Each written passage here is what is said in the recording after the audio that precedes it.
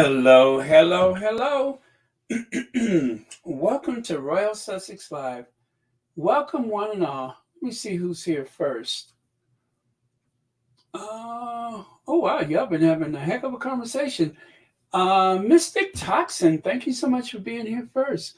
Caroline, Black Queen, Lydia Washington, Nithalando Niandiani, Rochelle Baudreau, Anne Gromley, Judy Matasset, Carolita, Simone, Puzzle Dot, okay, C-Mac, Emerald Derek, Mary H, and Stevie Ross is here, great. Love Wins Movement. Did I miss anybody? Okay. All right. You know, I just don't know when to quit. I have it really bad.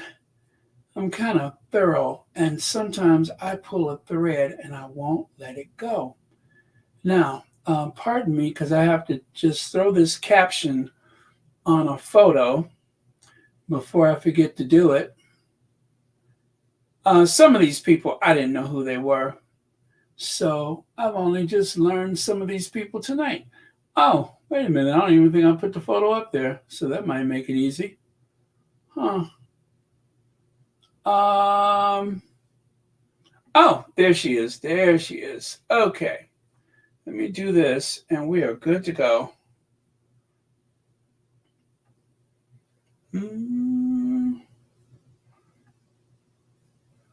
Okay. Don't need that. I'll put that down there. Oh, I really don't need that.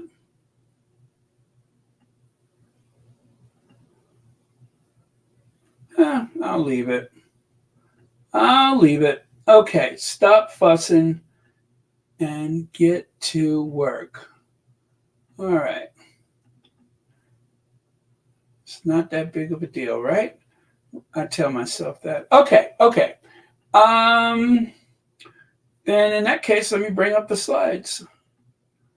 Nope, that's not it. Slide.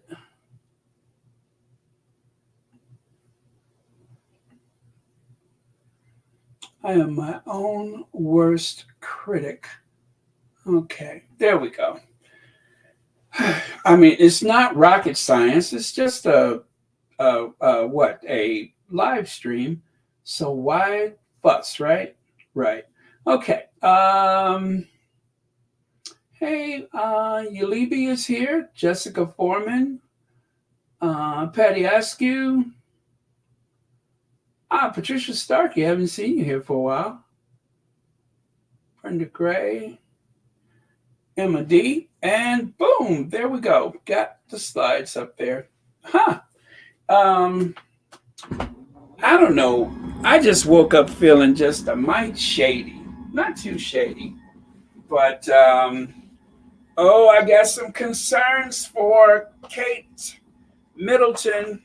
I'll share those with you later. That's probably going to be one of the later things. Yeah, I'm kind of worried about her. But I'll share that with you later. You know, despite how I feel, we're all God's children. We're all God's children, right? Sometimes children misbehave. Connie Balmer! Hey, Connie Balmer.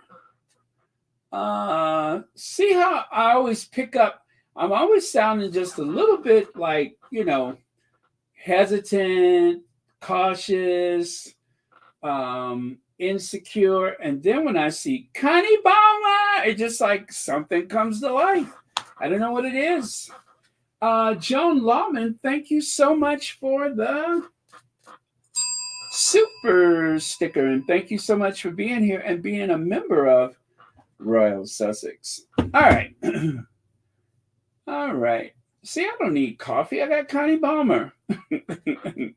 Ethan's husband is here. It's been a while. Thank you so much, MJB. All right, let's get on to it. Oh, wait. What did I just do?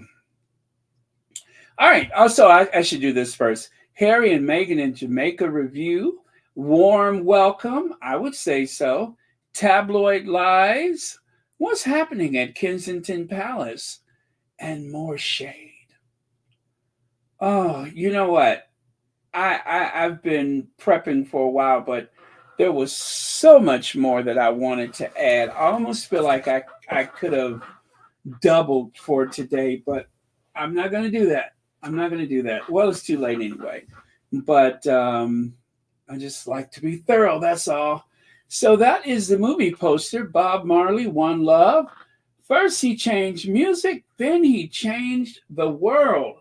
And you know what? You know what? That is how I feel about the Sussexes. First, they changed the royal family, and now they're changing the world. Somebody write that down. First, they changed the royal family, now they're changing the world. Huh? Huh? I like it. I like it. First, they changed the royal family, now they're changing the world.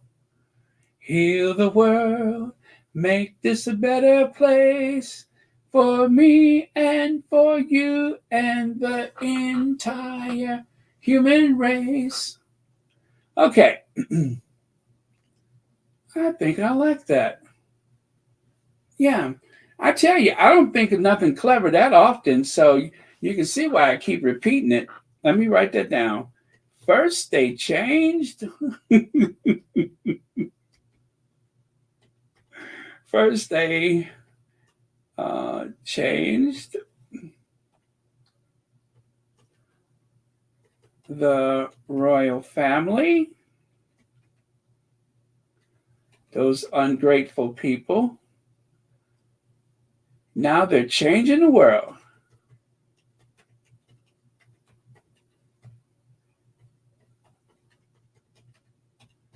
Okay. That's with an L, right? Not word, world. Okay. Okay. I like it. I like it. That's perfect. Okay. And since I am being paid by some people in Santa Barbara, I can't say their names. But since I'm being since some people in Santa Barbara are paying me, I'll just call them tomorrow with my slogan. Maybe they could add it to their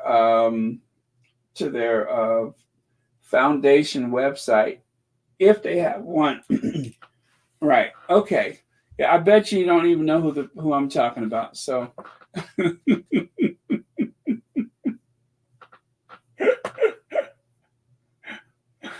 oh man. Well, Thomas Markle Jr. said that I'm being paid by Harry. Well, actually, if I'm not Harry and Meghan, then she's paying me.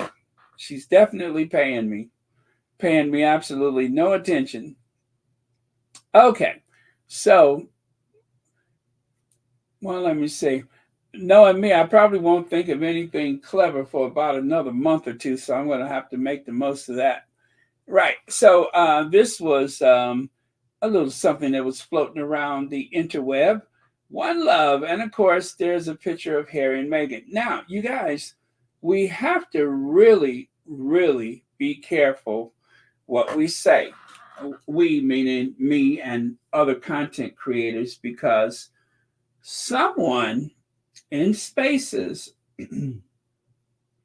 whose identity I would like to protect, someone in Spaces said that Tuesday seems to be a date night for the Sussexes, right? Because it's always something happening for them on Tuesdays, right? And what do you know? Several publications kind of latched on to it. Now, we don't know if that's the case. We don't know anything of the sort. But it is true. You never know who's listening. You just don't know. And sometimes people take things and just run with it.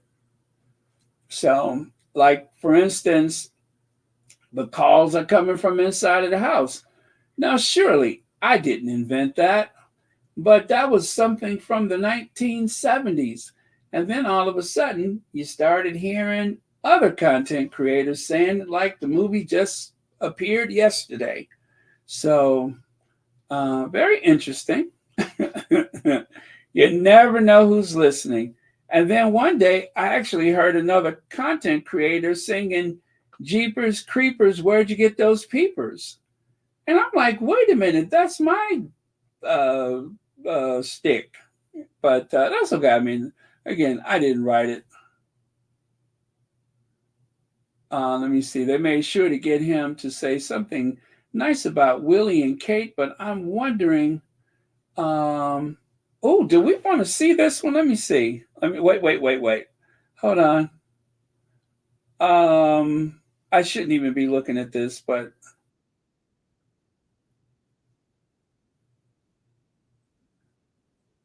ITV on Prince Harry and Meghan.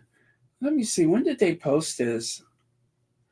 Jamaica for One Love interviewee says Harry has always. You know what? I'm going to share this with you guys. I am going to share this with you, and I can do this. Give me just a second. Uh, okay. See, this is what I get for looking at, glancing at the Twitter. Huh. Okay. Here goes. I gotta do that, and okay. I am gonna make this the very next thing we talk about, I think. No. Give me just a second. God, I feel shady. Okay. What I want to put that in? Okay. I am feeling a mic. Okay. I'll put it right there. Oh man. All right. Sometimes I'm just sorry I looked, but let me just go ahead and get this up there and we will examine this along with everything else that we talk about.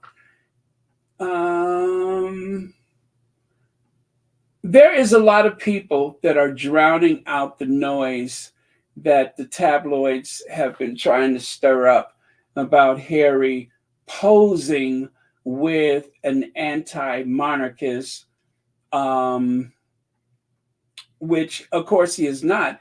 And shockingly, one of the people who refused to accept that was Lady C. That's not what I'm going to show you, by the way. But on GB News, they were trying to get Lady C to say something bad about Andrew Holness, and she just didn't. She would not. She refused. And even went on to say that she helped get him elected. Now, I don't know how true that is, but that is what they, Lady C said. So, um, yeah, but he's not an anti-monarchist, and they're wrong for saying that. But in the pursuit of trashing Harry and Meghan, they are trying to pull that one. Okay, so I just brought up another slide. Yes, and now it's on this one, so I don't have to do anything else. I'm through stalling. Let me continue. Wow, it's already 1,000 people in here. There is Eric. I'm sorry, why do I keep calling him Eric? I always want to call him Eric Holness, but it's Andrew Holness. And that's Mrs. Holness. And for some reason, I know the lady with the silver trim. She's the one that is she the Speaker of the House or the or the whatever in Parliament? But that's the one that Kate was pulling away from. Do you remember that? She's the one that Kate was pulling away from. she was trying to take Kate's hand, and Kate was like, "What you doing? What you doing?" So that was that famous awkward scene in Jamaica when they were there on the Jubilee visit, Platinum Jubilee visit, which of course there is that tradition of the royals going around to the various Commonwealth countries to say thank you or to help commemorate or celebrate the Jubilee. And so Will and Kate thought, well, why don't we just turn the clock back to the 1950s? And I'm going to talk a little bit about that, but I'm not going to spend so much time on it because I didn't have time to put a lot. Well, and plus, it's already enough going on. I was on for 5 hours last night, so you could imagine. You could imagine, but it was fun though. It was, but I was just surprised. I couldn't believe it. Um, and of course, there you can see the president of Paramount Pictures. And let me see, his is that his wife? Anyway, I don't know what it is about that couple, but my don't they look like they have a lot in common with Harry and Meghan, don't they? I think it's because you know what it is? It's because he's about the same height as Meghan, and yeah, that's it. He and Meghan are about the same height. That's what they have in common. Other than that, other than that, I don't know what they could possibly have in common. And of course, the lady that's with him. Let me see, what is her name? Um, oh, let me see. Oh yeah, is that it? No, that's not it. Um. Anyway, that's who he brought with her.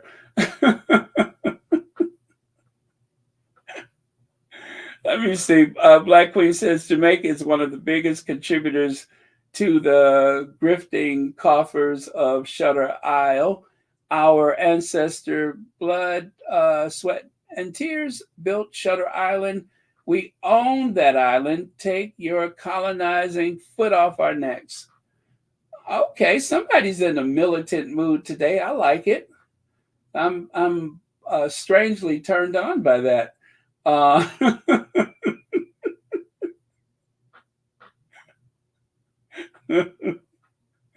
let's see. Tashmak said the same way they tried to accuse Meghan of watching Sussex Squad channels because she said Daily failed in a statement. Oh yeah, I remember that. Even though we learned about it being used in the UK long before that. Yes, I mean it's just natural to call it the Daily Fail. They fail humanity as we know it because of the nonsense that they write. But let me see, Baron, you sounding like Cat William. People stealing your yes, yeah. But the only big difference is that stuff has been around pop culture for years, so I can't really say I'm taking responsibility for it. It's just that I know that the people that's doing certain things are too young to know about that. I was around when that stuff was popular. That's the only difference. So, um, yep. But I am being very Cat Williams. But I promise you, I have never been to a Diddy party or Puffy party or the weird things that he makes us call him. Uh, You know what I've been looking for though? If anybody could help me out, please don't take a lot of time doing it. But do you all remember the episode of the Beverly Hillbillies when they made the comment about never go to a Hollywood party? And because of all the stuff that's been floating around, you know, the the airways these days, I remembered that, and I couldn't remember the exact context in which they said it. But of course, it was implied that Hollywood parties are wild. And I don't remember the theme of that episode. And the one that I found, they didn't mention it at all. And it was something that had Hollywood in the name of it. So if you happen to remember what the theme of that particular show, or if you can find it, I would appreciate it. But at the end of the show, they said, well, we're going to go to one of those Hollywood parties. So it's interesting that even back then, the Hollywood party was notorious. And of course, Hollywood is like all encompassing, meaning celebrity party or whatever. It doesn't necessarily have to be in Hollywood, but just like the tabloids, you know how they say Hollywood for everything and everybody that they're trying to put down. But I do remember that one episode, and I think they mentioned it a few times in the episode. It was like a running joke, and it was, oh, thank you so much, Alex man, internet marketeer. The lady in the black with the silver trim dress is the Minister of Sports and Culture. Let me go back to that one. Thank you very much. Minister of Sports and Culture. Okay. Thank you kindly. Let me see. Just want to make sure I didn't miss anything else that was important.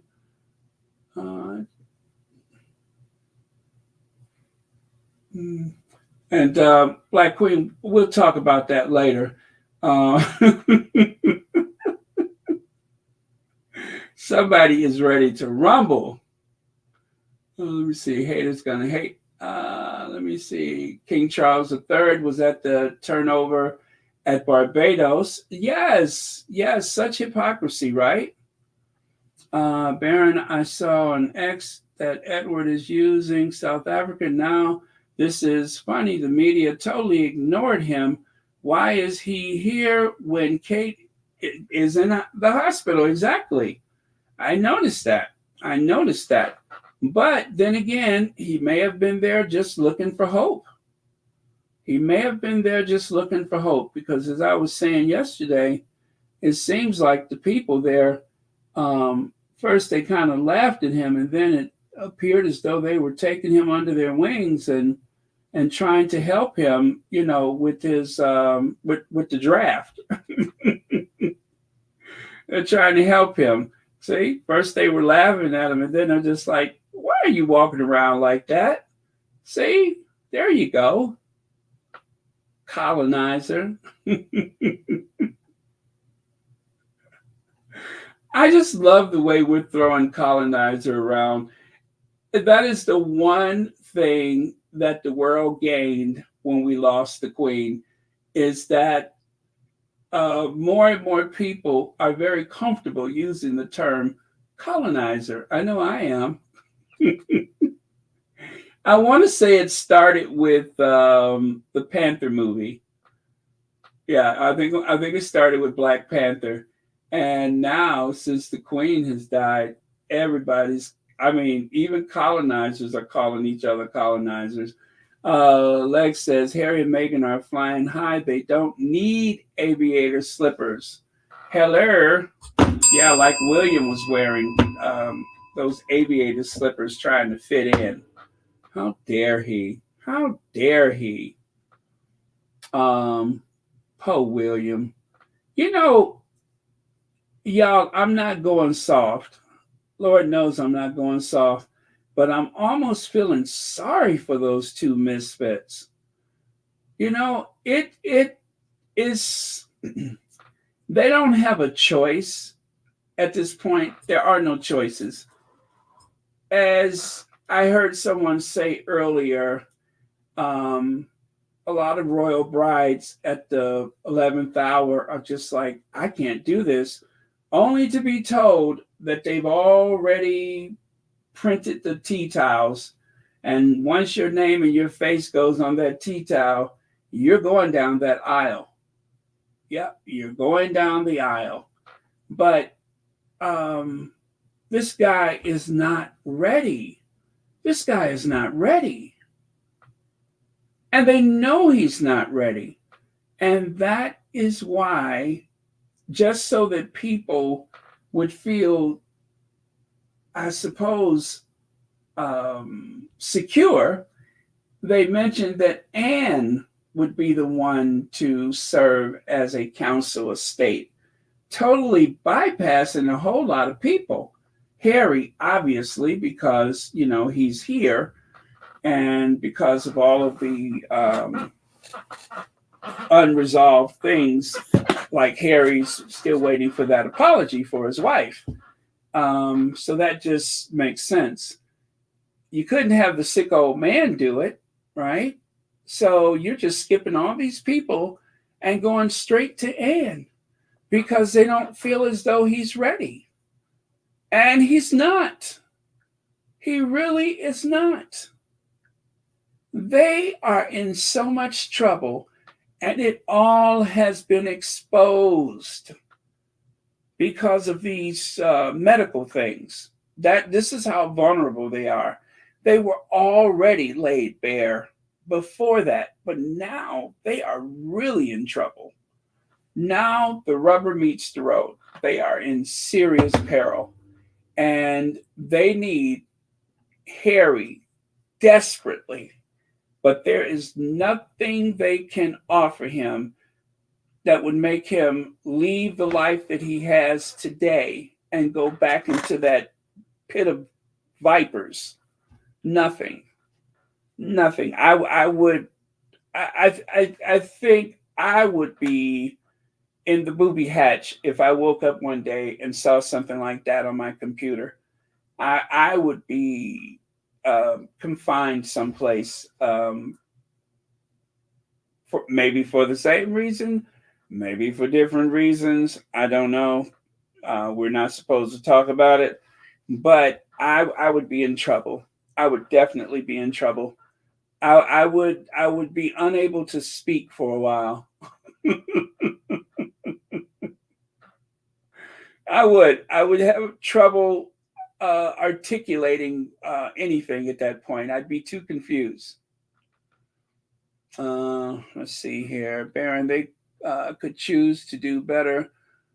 People. I mean, be better. Yeah, they could. I'm sorry. Choose to be better people. I'm sorry.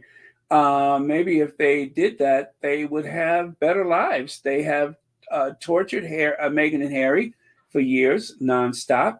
I don't wish them harm, but they need a wake up call. Yes, thank you, 1960. I agree.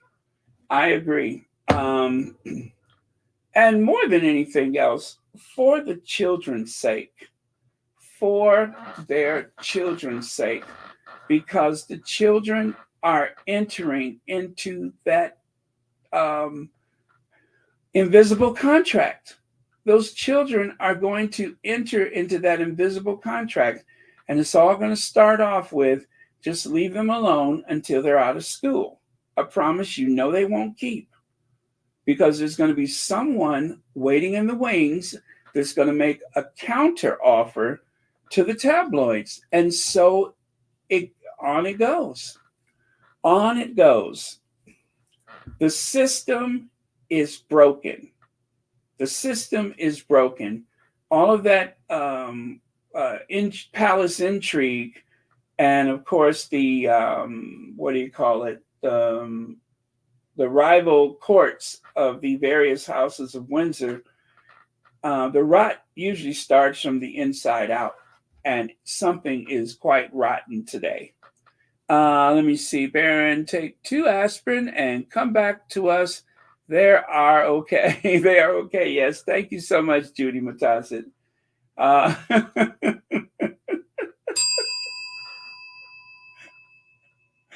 They're still in trouble. They are still in trouble. I stand behind that. They are still in trouble. Not my problem, though. Okay, so there's the president of Paramount Pictures, and I like the suit. That is just perfect to wear in Jamaica. That is just perfect. I like a nice linen suit. And Harry, of course, looks like he's rocking the navy. And Meghan has caused quite a stir with what is believed to be a Carolina Herrera dress. I'm sorry, skirt. But yeah, she is causing quite a stir as per usual. Her fashion sense. And you know what? Remember, I was saying that I just don't believe that another member of the royal household has a good girlfriend. I mean, none. And just look at the ease in which the girl's girl, Meghan, she has her arm around Harry and the lady there next to her. She just gets in where she fits in. It's just such a gesture that is so typical of most people in this world. But the royals, just so that they can keep the world at bay with all of their very rigid rules and protocol and such, it's quite unfortunate. I don't know that I've seen the other couple, the ones that I'm trying not to mention so much because they're in trouble. Um, I don't know that I've ever seen any type of organic exchanges like that with family, even with their kids. I mean, I've seen them play with their kids and such, but it's just rare that you see something like that. Remember when Willie was trying to point to something and the Queen was like, "Get up." He was like, he had got down to interact with his child, and the Queen was just like doing the thumbs up, like, "Get up, stand up." And God, that's awful. That is so rigid and stiff. That is awful. You know, the Queen steps in. Yes, you all are dressed up in military uniforms, but nobody's serving today. At the end of the day, you're supposed to be just a family. And that interaction with his child so that he can, bond and explain things was disrupted because of this pretense of being above everyone. Very unfortunate. And Harry still has that programming when it comes to being around his family and all the protocol and such. He's still deeply programmed, which is why it's so much better for him. And God sometimes do for us what we won't do for ourselves. Maybe the whole reason that he doesn't have the access to back home in the UK that he wants, maybe it's not time yet. Maybe it's just not time. I mean, that's his call, not mine, but just maybe it's not time. Maybe right now, the further you are away from the that brainwashing that they have committed, maybe that's better for you, you know, especially your own house. Nobody is going to come and make you leave that house. Not your father, not your brother. And far as I know, not even the bank can get you out of there as long as you're paying for it. So um, it's a whole world of difference. And maybe this time is what he needs. Maybe it's what he needs. Maybe that time has already come and gone, and now it's time to go back. But I still believe that whatever time that he has away from that couldn't do anything but a world of good for him.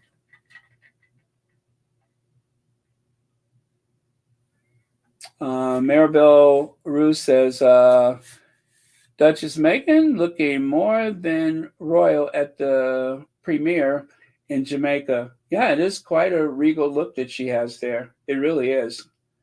I love it. I love it. Nice surprise for everybody yesterday because I'm sure I speak for a lot of people when I say we weren't exactly sure when we were going to see Meghan. We weren't exactly sure, but the answer has been called, and now we know. All right, so Meghan Markle, Prince Harry, Andrew Holness, Brian Robbins, that's his name, Tracy James attend the premiere of Bob Marley, One Love, and that's in Kingston, Jamaica, man. Yeah. Yeah, but they all look fantastic. Now somebody's missing. Holness, his wife, is missing. She's cut out of the photo there. But that was something that I took from a magazine. I didn't do that myself. And so right here, the head of Paramount Pictures is ousted as Viacom CBS focus on streaming. James N. Gianna, as he is known in Hollywood, will be replaced by Brian Robbins. So I guess it was 2021 when he hopped in there, who oversees Nickelodeon. They're a nice looking couple, aren't they? A very handsome couple. Oh, did you notice the top she has on? It's not exact. I think that one is a different fabric, but I just noticed it reminds me of what Meghan was wearing. I think Meghan's had like a second color stripe to it or something, but interesting.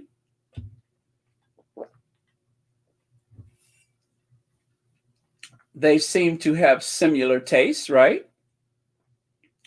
That is a very California look, I suppose. They seem to have very similar tastes. Okay. So, as I was saying, in 2017, Viacom turned to one of Hollywood's most seasoned and respected executives, James N. Giannopoulos. You think he's Greek? To revive his flatlining Paramount Picture operation. Mr. That name quickly stabilized the 1910s era studio. Wow, that studio goes back that far. Repairing relations with filmmakers and producers, building a thriving television division from near scratch, and restoring Paramount to profitability. He was ousted on Monday. Oh boy, he was doing a good job, wasn't he?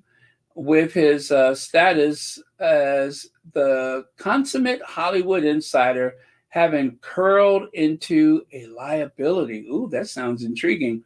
At least to Viacom CBS. Anyway, let me cut to the chase. Brian Robbins, 58, who runs Viacom's children television business, will succeed Mr. That Name as chief executive of Paramount Pictures. So this is the guy that I wouldn't, if I was in Hollywood, I wouldn't mind connecting with someone of that status. So they're also friends of the Sussexes. So they were invited because apparently they're old friends, perhaps to the Duchess. But anyway, he goes a ways back as far as the Sussexes are concerned in whatever way. And how far back, I don't know, but very cool. What's that?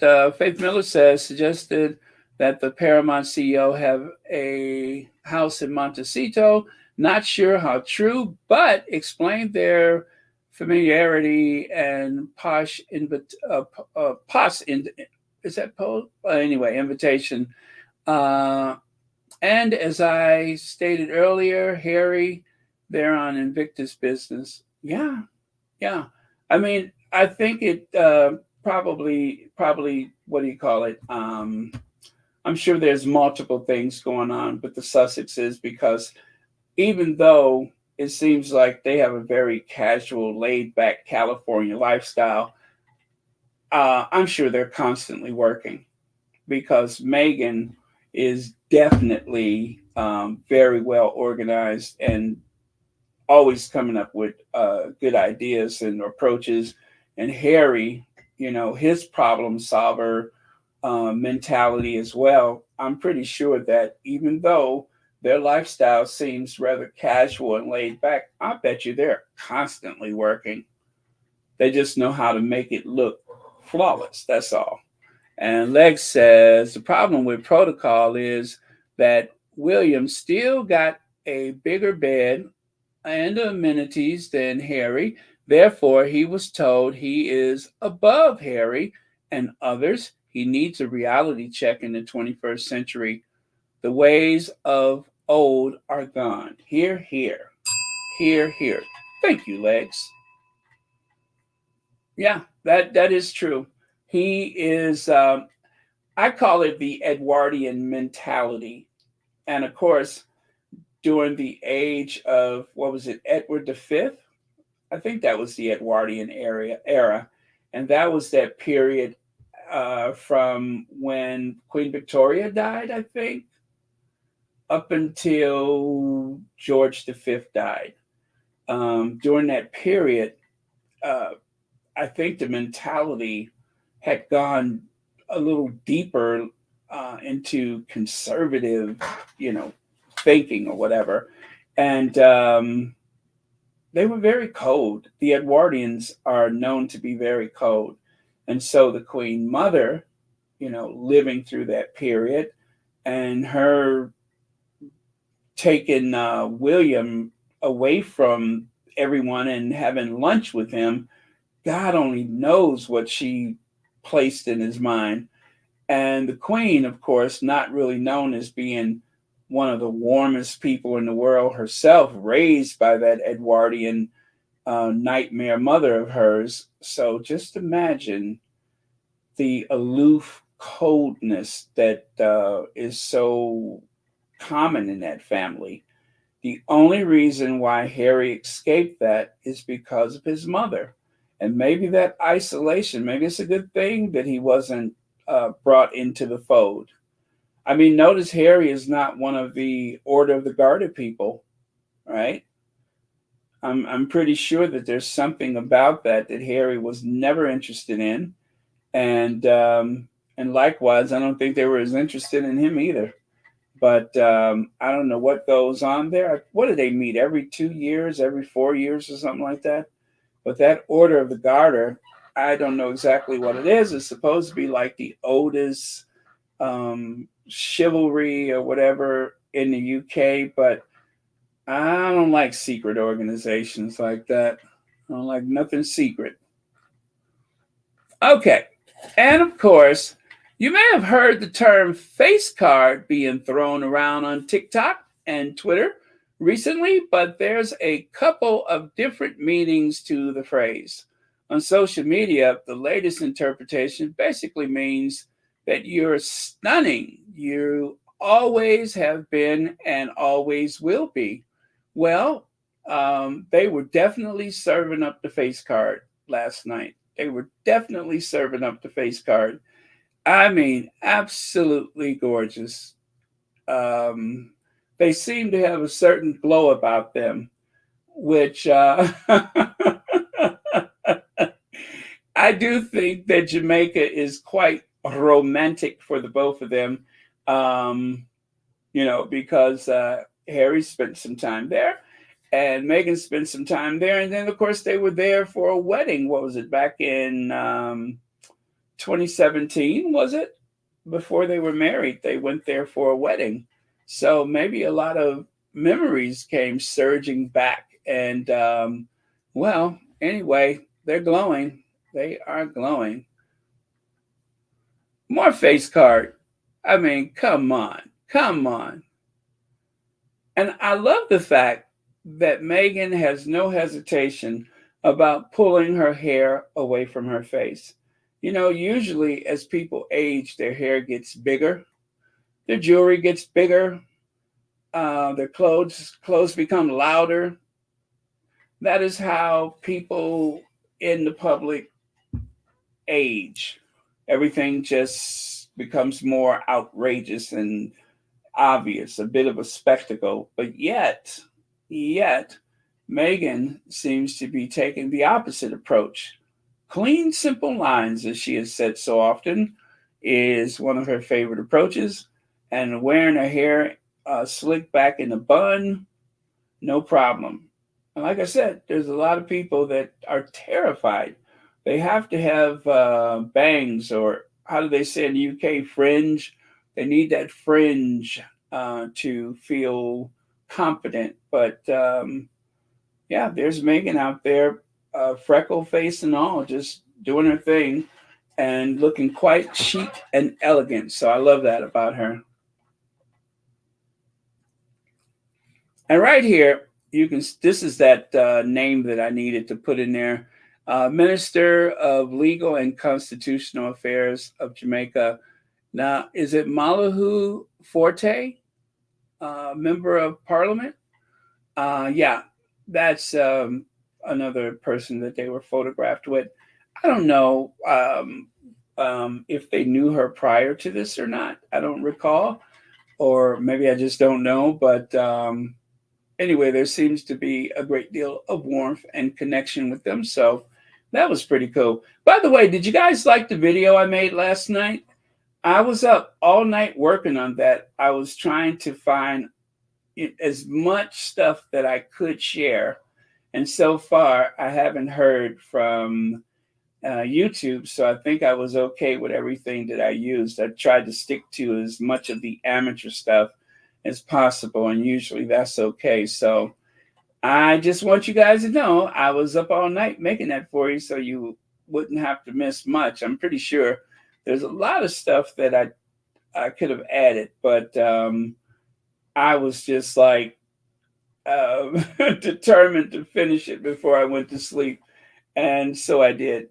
And usually when they have a big event, I try to put together a compilation of everything that I can find. And in the end, I wasn't too crazy about the music. I'm just like, oh, this is awful. This is not I don't think it's one of my favorites, but still, I just wanted to bring everything together, and I hope you liked it.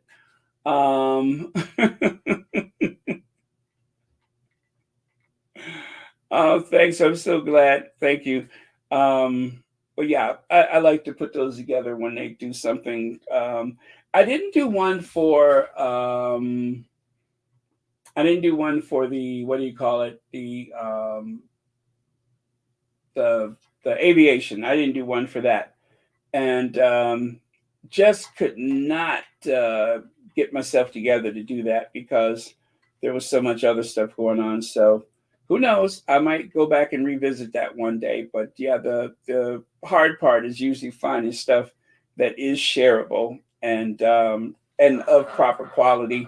And because of the copyright, I had to take away all of the Bob Marley music and substitute it with stuff that's in the public domain. So if you're wondering about the music, that is why. And love this photo. I don't know what it is about our faves, but when they take a photo with powerful people, it's like there's no doubt that they belong or that they fit in. You know what I mean? They are there. They are a part. I mean, they are global leaders. They are global leaders. They have so much influence.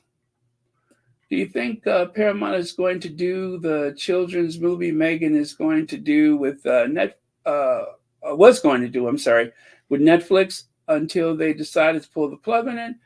It wouldn't surprise me. It would make sense. Yeah, it definitely would make sense. It would make sense. But who knows? It could be something else. But it could be just as simple as they're neighbors and somebody has a jet. Why don't you come down to Jamaica with us? It could be just that simple. And considering that Jamaica is one of their favorite places, it only makes sense that if somebody's going that way, yeah, why not? Let's make it a outing. So, but yeah, they may very well be producing something, not necessarily that particular project, but something. Because remember, Harry and Meghan are executive producers. They are executive producers. Hollywood executive producers. Sussex is with Prime Minister of Jamaica, Andrew Holness, and his wife. And of course, Sussex is with CEO of Paramount Pictures and Nickelodeon, Brian Robbins, and his wife, Tracy James Sweet. Next. And then right here, Bob Marley movie, Jamaica premiere, saw Meghan Markle, Prince Harry, Prime Minister Andrew Holness, and more. The Bob Marley One Love movie premiere in Jamaica brought out the stars. Yeah, brought out the stars. However, take a look on the right side. This video is actually making the rounds. You know, I noticed that a lot of magazines, when they don't have access or if they don't want to spend the money, maybe, instead of actually running photos or trying to source photos, which sometimes may be difficult if you want to hurry up and throw that story out there, they will take links from the Instagram or from the X, formerly known as Twitter. They will take the links and link the story. So that's why this screenshot is kind of blurry, is because I was at Harper's Bazaar, but one of those magazines ran that article, and instead of buying the photos from Getty or whomever, they actually just put the link, and there was no photos. Sometimes they will use an old photo from one of the Sussex's outings, and then the only thing that you see that's new is the link to social media. Pretty clever, pretty clever. Faith Miller, Baron, did you Google Brian Robbins? Post a picture of them from the show Head of the Class? No, I didn't. Post a picture of him from the show Head of the Class. No, I didn't Google him. I mean, I did, but I didn't see that. Brian Robbins.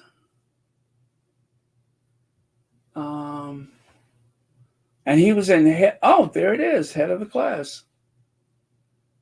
Ah, okay. Oh, he was a child star. How interesting. How interesting. I had no idea. My goodness. Wow, he's come a long way. I mean, from being a child star to the head of a studio, he's gone from a union Screen Actor Guild member to an executive. You don't see that every day. Very cool. Thank you for sharing that. Had no idea. Huh. Oh, well, I'll do this. I will share a side by side of him as a teenager and the CEO he has become. Oh, all right. I will share that. Give me just a second to do that. Thank you. Had no idea. And thank you for being a member and for the super chat. You guys are so helpful. I love that. Love, love, love it. I think that's what makes this community so strong. Okay. Photo coming up in right now. There we go.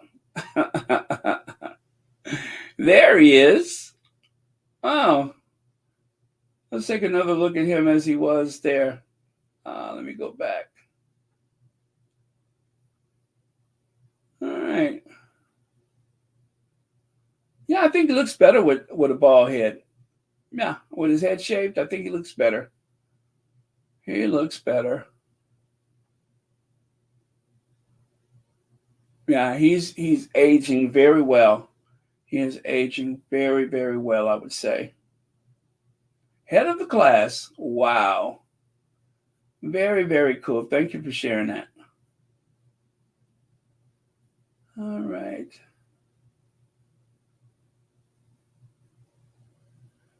Maribel Roos, yes, she does have a lovely bone structure. And her nose is favored by so many. They say that there are so many women that go to their cosmetic surgeon and they're like, I want that nose. I want that nose.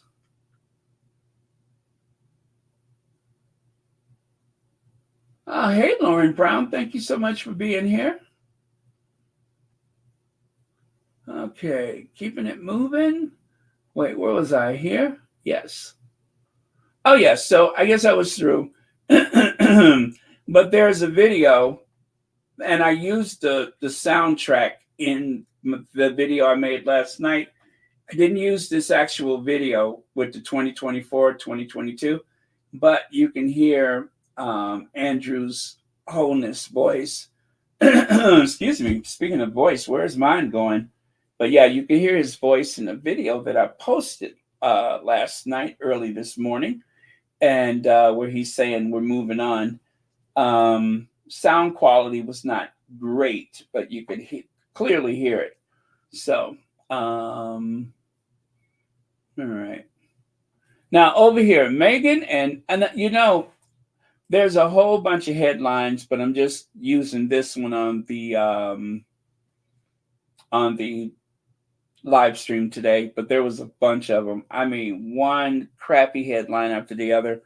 Meghan and Harry pose next to anti-royal Jamaican prime minister who wants to ditch the monarchy and warn Wills and Kate they'll never be king and queen of his nation as Charles undergoes prostate surgery and the Princess of Wales recovers in hospital.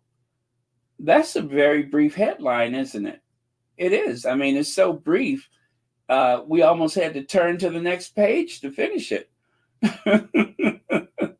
I guess it's a lesson of how much toxin can you put into one headline.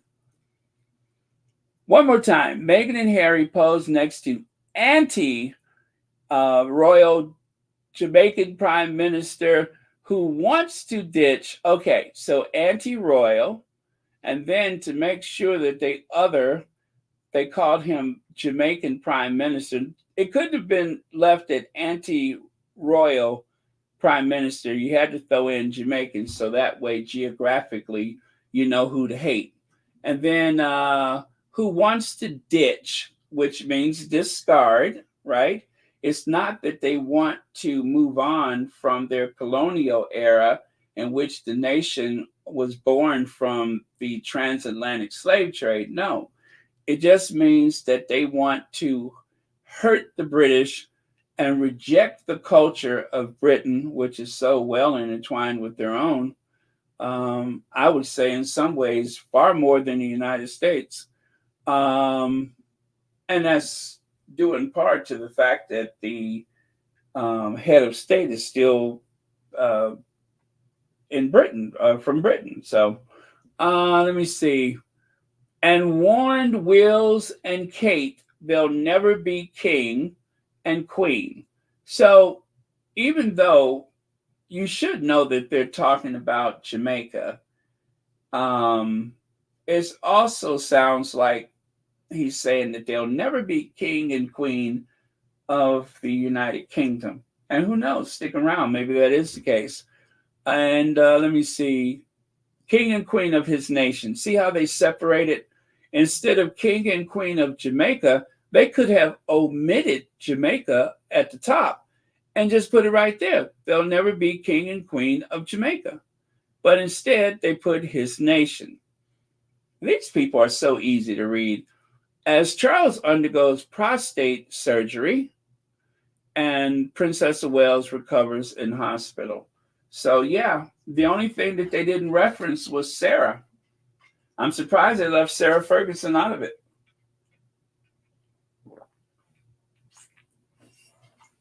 That's okay. They'll get her in the next one.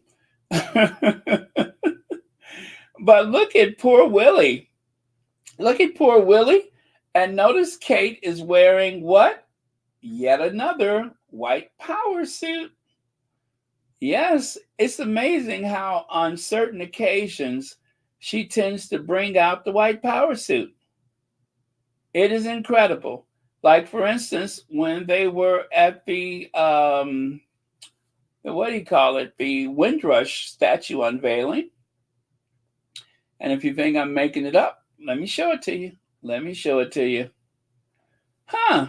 The Duchess of Cambridge revisits her favorite white power suit. Did I make it up?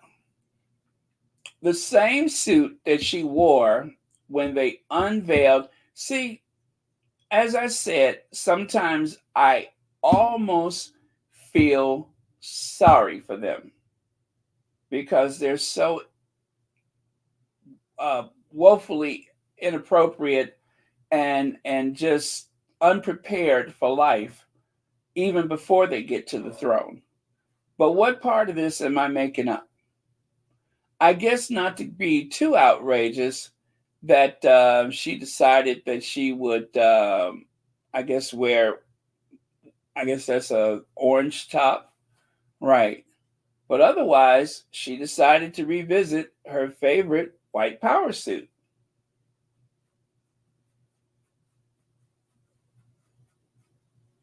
Serendipity? I don't think so. I think it was all quite deliberate. I think it was all quite deliberate. And probably she and Wheels had a good laugh about it. See that? They didn't even notice I was wearing my favorite white power suit. Now, I do have a sound bite prepared for you guys. This is the one that I saw just before I started. Hopefully, nobody calls me right now. I wish there was some setting on my iPhone that would prevent someone from doing that when I'm doing a screen record.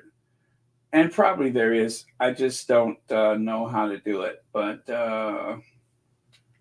okay, let me see here.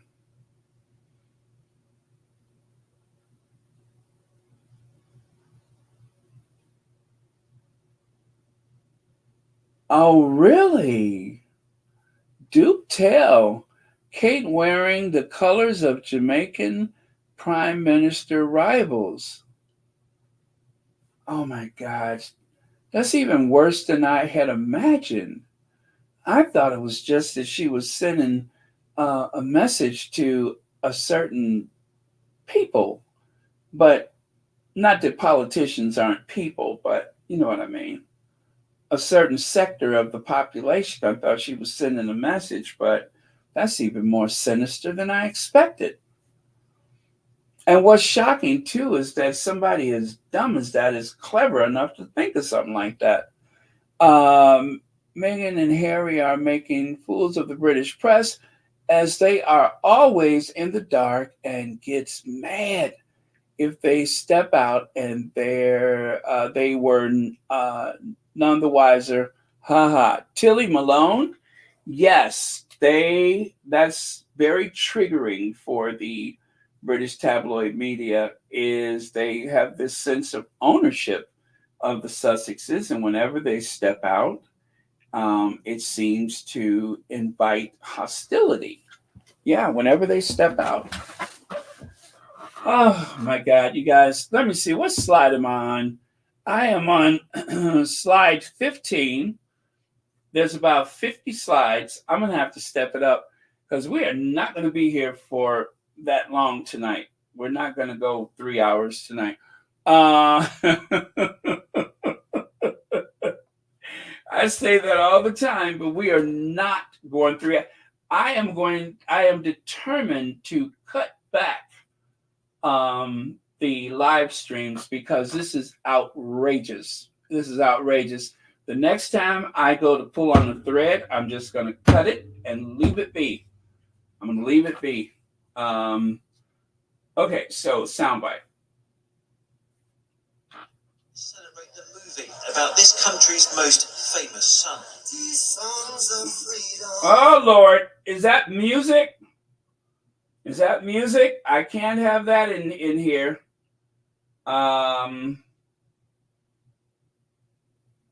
Okay. Prince Harry and Meghan have made a surprise trip to Jamaica and hobnobbed with the country's Prime Minister, who, 2 years ago, you may remember, told Prince William he wants to sever ties with the monarchy. The Sussexes had flown in for a film premiere. It was when William and Kate had that rather awkward visit there in Jubilee year that the Prime Minister, Andrew Holness, talked of Jamaica moving on from its past. Here's our royal editor, Chris Shipp. That's Chris Shipp with a P, not a T. Remember that. Chris Shipp with a P, not a T. Okay. No one had expected them, but very quickly the Jamaican capital knew Harry and Meghan were in town. Did you hear that? No one were expecting them, but people quickly knew that Harry and Meghan was in town because they come from Montecito in Santa Barbara County in in California, where there are no leaks. There are no leaks in Montecito. Okay, Chris Shipp, back to you. A surprise appearance as Jamaica gathered to celebrate the movie about this country's most famous son. Okay, can't have that music. Might get a copyright. So was their flying visit just about supporting the film? This warm handshake from Jamaica's Prime Minister might trigger memories of what happened here 2 years ago. That was when William and Kate also came to see Bob Marley's home. But what was a tricky royal tour also included that Land Rover ride, which looked like it belonged to a different era. And when they met the same Prime Minister, he told his guests it was time for Jamaica to replace the British monarch with an elected head of state. We're moving on, and we intend to fulfill our true ambitions. No one expected Harry and Meghan to be there, and it was a brilliant surprise. Sean Edwards saw Harry and Meghan last night, but told us we shouldn't make too much of the comparison with William and Kate's time in Jamaica. Harry has always been the darling of the people, and the people were very excited to see William and Kate also. They get a nice reception.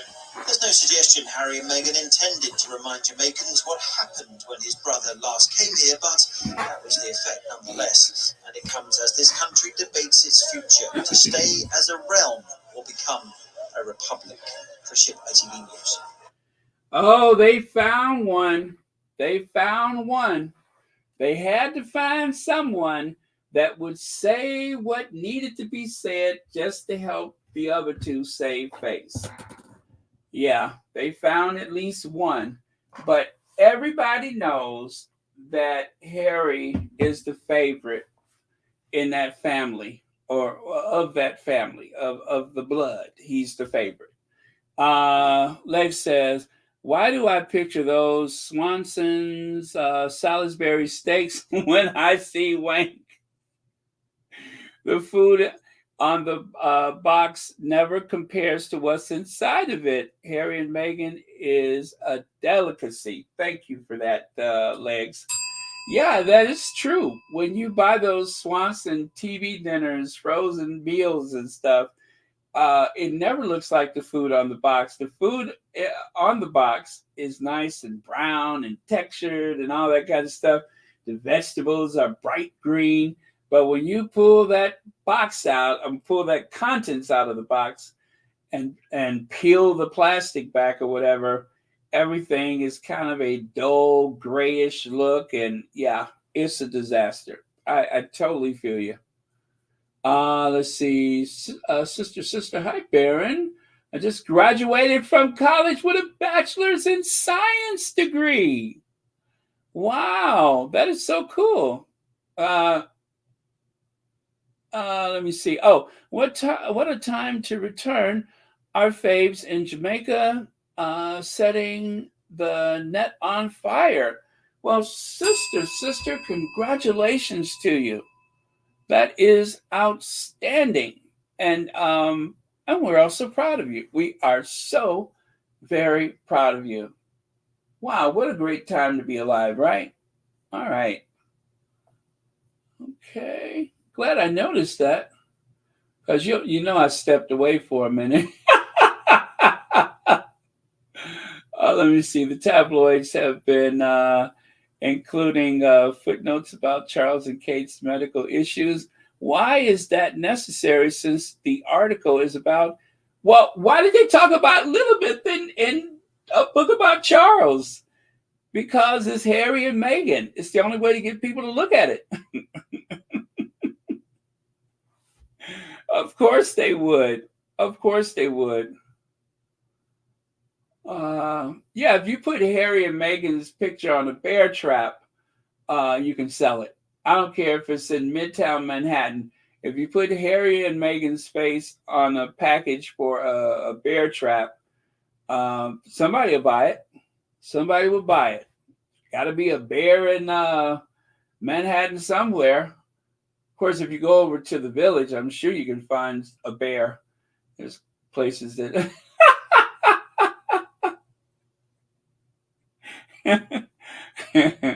You know, on Pride Day, there's bears that are out on Pride Day with all their leather and stuff on. So yeah, you can find a bear. Let me see here. Ulibi, the royal family doesn't realize that their treatment of Meghan did not sit well with the Commonwealth nations and all the black countries. People took it personally because it was so familiar and hurtful. You know, I just heard someone say on the Spaces that their mom was a royalist. And now, after seeing the way Meghan was treated, that lifelong programming of the brotherhood of nations or sisterhood of nations and our imperial family, as the Queen used to say, and to all in our imperial family. Yes, the imperial family. Now that's dissipating. I mean, you still have some hardcore royalists, but not so much. Not so much. I don't want to compare it to Barack Obama, but there were a lot of people, a lot of older people that were not going to vote for him. But when the movement grew momentum, because it wasn't for any reason like you would imagine, it was mostly Barack who? Because he seemed to come from out of nowhere. And people, older people, were skeptical about that.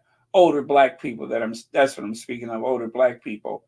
And sometimes when a movement is strong enough, when someone has acted in a way that is so outrageous, even people that are, you know, old and set in their ways will have a change of heart.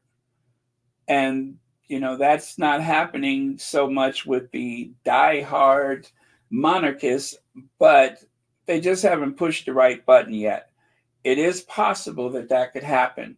And it won't be because of sympathy for Harry and Meghan. Even Princess Diana didn't get that kind of sympathy. But what it's going to be is when they have gone so far and let so many people down.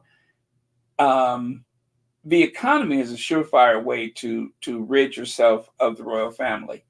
But long as the economy is strong, then people are complacent.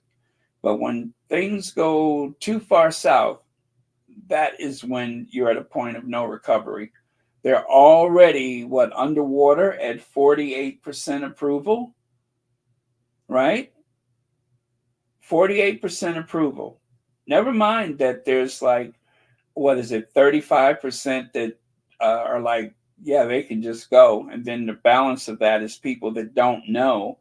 But what's bad is that the people who are sure that they want them is now around 48%. That's not good for them. That's not good for the institution. Thank you for your comment. Okay. Now, I forgot. I got one more sound bite. Let me see. Yeah, I decided to just group it with this one. This is the one that is really, making the rounds for obvious reasons. This is one that's really making the rounds. Let me grab it for you.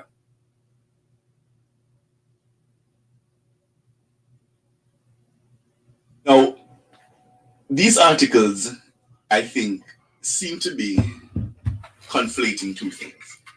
That Jamaica's intention to become a republic is also a statement of animus or hostility towards the British royal family.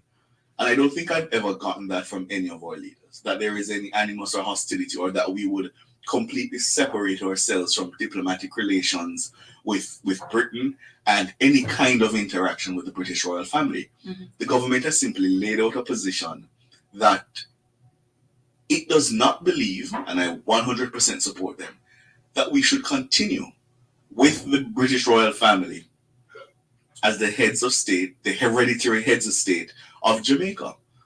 I see no dissonance between, as they put it, quote unquote, cozying up with Harry and Meghan and wanting to leave the British royal family. Or labeling our prime minister as anti-royal. Yes, and somebody needs to say it. People just like Harry and Meghan more. There's also that. Let's just be honest. Well, the YouTubers have said it. Yeah, let's just be honest. There's also that. Yeah? Yeah. One said, sounds like they're jealous of the reception that Harry and Meghan was given by Jamaicans. Bitter. Bitter. Okay. I love the way he says bitter. Bitter. Love it.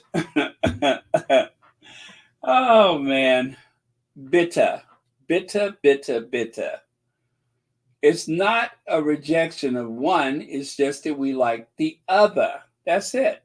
It's not a rejection of one. We just like the other. What is it about? We just like Harry and Meghan.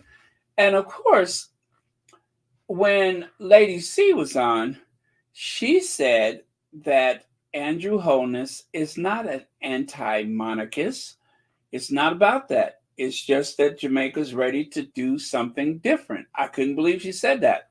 However, when the topic came up about the Sussexes themselves, then it was like, well, people have always been very fond of Harry. He's popular here. It's Meghan they don't like.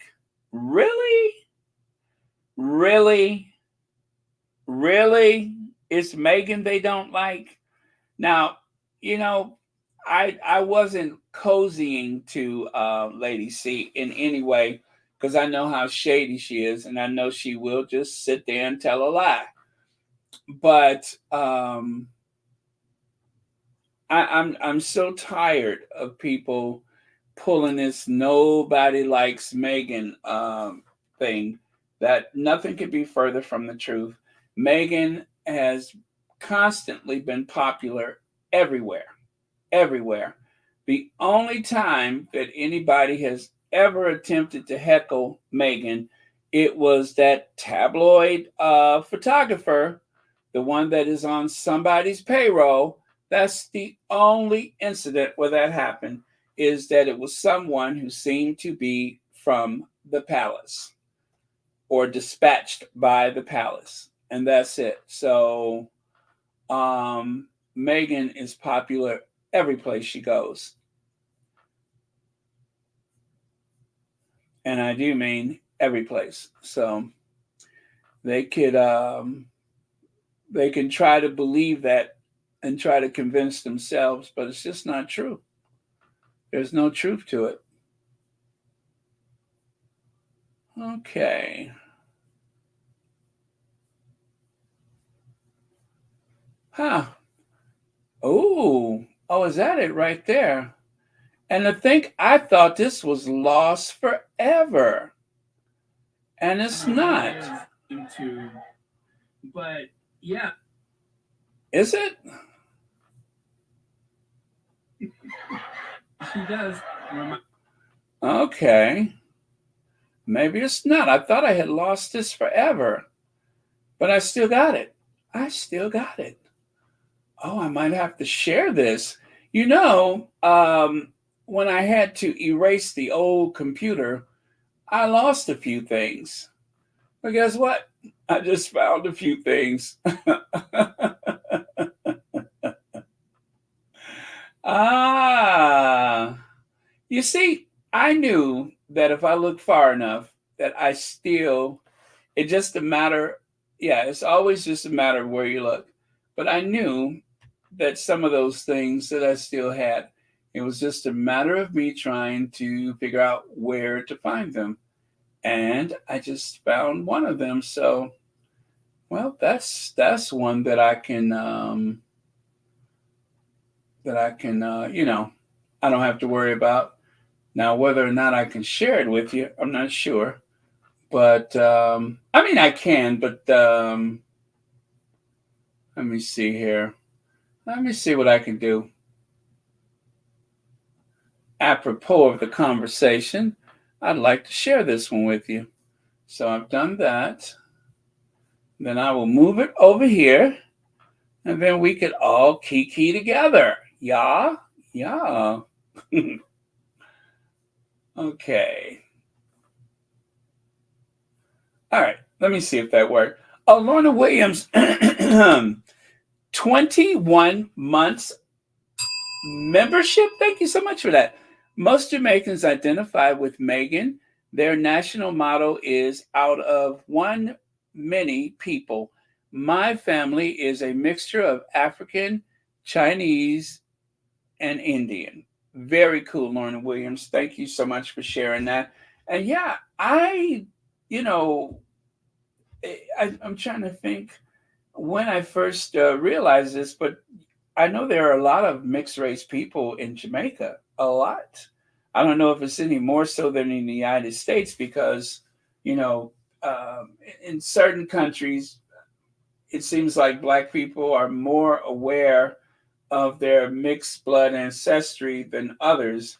And in the U.S., there's a lot of us that have usually just lumped ourselves into one category. I don't care how fair your skin is. I'm Black. My daddy was Black. My mama was Black. I'm Black, right? And so there's a lot of Black people that look just like Meghan, and they don't, um, they don't know of any white ancestor. They don't even know that white ancestor by name, but there's obviously some white ancestry there, maybe some native ancestry, and we just don't recognize it. And of course, a lot of that is because, the paternity in so many cases was unknown or never mentioned on a birth certificate. And of course, if you don't mention the father's name, you're not going to see the father's race there. But if it's a proper birth certificate, then of course you will see that. So that's why among a lot of Black people, it's not that it's unknown of completely. It's not a typical thing to reflect on in a lot of families. Sometimes people do, sometimes people don't. But in a lot of cases, there's just never any mention of any non-Black ancestry. Not avoided, just not mentioned. So,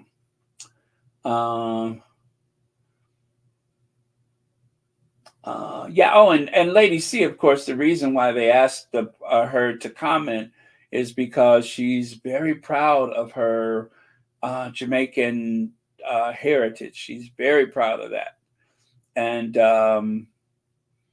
yeah, whenever she gets a chance to woof on about that, she will. So I couldn't believe she was actually defending Andrew Holness and declared that he was not an anti-monarchist.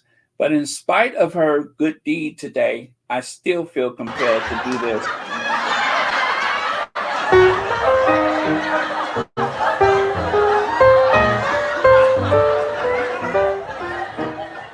Which is really so sad. The people with the hate channels, they have especially Lady C. As far as I'm concerned, that's a hate channel. And Lady C routinely gets some huge numbers of people who wake up with this desire to hate. I don't understand that. the Fox network here in the U.S. It's not as though they have. Okay, yeah, that was the end of it. That was just like part of a much. Oh, wait a minute, is it? Yeah, that was part of a much longer video. Oh man, but yeah, you know, if you turn sideways and you look like a nickel, you really ought not talk about people. If you turn sideways and you look like a nickel, stop talking about people. Keep your mouth to yourself. Nobody wants to hear from you. If you turn sideways and you look like a nickel, leave people alone. Okay. All right. So got that shade out. Let me take them, they away. Oh, let me see here.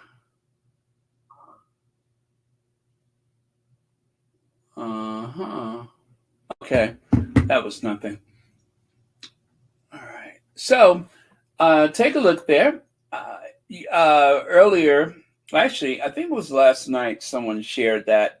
So you have Meghan the teenager, and then, of course, you have Meghan just last night. So as you can see, with all of the glaring lights from the camera and everything, her expression is ever so subtly different because she's kind of squinting, or maybe that is the look of love. They seem to be intoxicated with one another, and that's a beautiful thing. But whatever the case may be, they had a good time yesterday, and they were shown lots of love from the people present, and that's all I care about. That's all I care about. And I love these two. I love both of these photos. I love both of these photos. It's just as though they just got married and they're on their way to their honeymoon. And the way the crowd was reacting, everybody holding up their phones and taking pictures and whooping and hollering and screaming and everything, very, very touching. Not exactly the portrait that Lady C was trying to paint. And remember, these people didn't know that the Sussexes were coming. They had no idea Harry and Meghan were going to be there. And yet, it seems as though it was just unanimous. Everybody's a fan. They all seem to be fans. Okay. And of course, I just wanted to make sure that I got it right. So I did look up information about Ziggy Marley. And you can see David Nesta Ziggy Marley, born in 1968, is a Jamaican reggae musician. He is the son of reggae icon Bob Marley and Rita Marley. He led the family band Ziggy Marley and the Melody Makers until 2002, with whom he released 8 studio albums. After the disbandment, Ziggy launched a successful solo career, by having released 8 solo albums. Oh, that number 8 is a good number for him. On his own record company, what is it? Tough Gong Worldwide. I guess that's the name of the company. Ziggy continues his father's heritage to record and self-release all of his music. Marley is an 8-time Grammy Award winner and a Daytime Emmy Award recipient. Go figure. Go figure. So he's been very successful. Love hearing that. Reba Henderson says, my grandfather looked a lot like Meghan. Her father was white. I found out his father was a Confederate. Wow. Who hated his son for marrying an African native woman. They have 13 kids. And they were married in 94. Wow. Wow. Well, I always tell people my grandfather looked a lot like Thurgood Marshall. If you could take any of his old pictures and replace that remote control with a Bible, my grandfather would look just like Thurgood Marshall. Okay.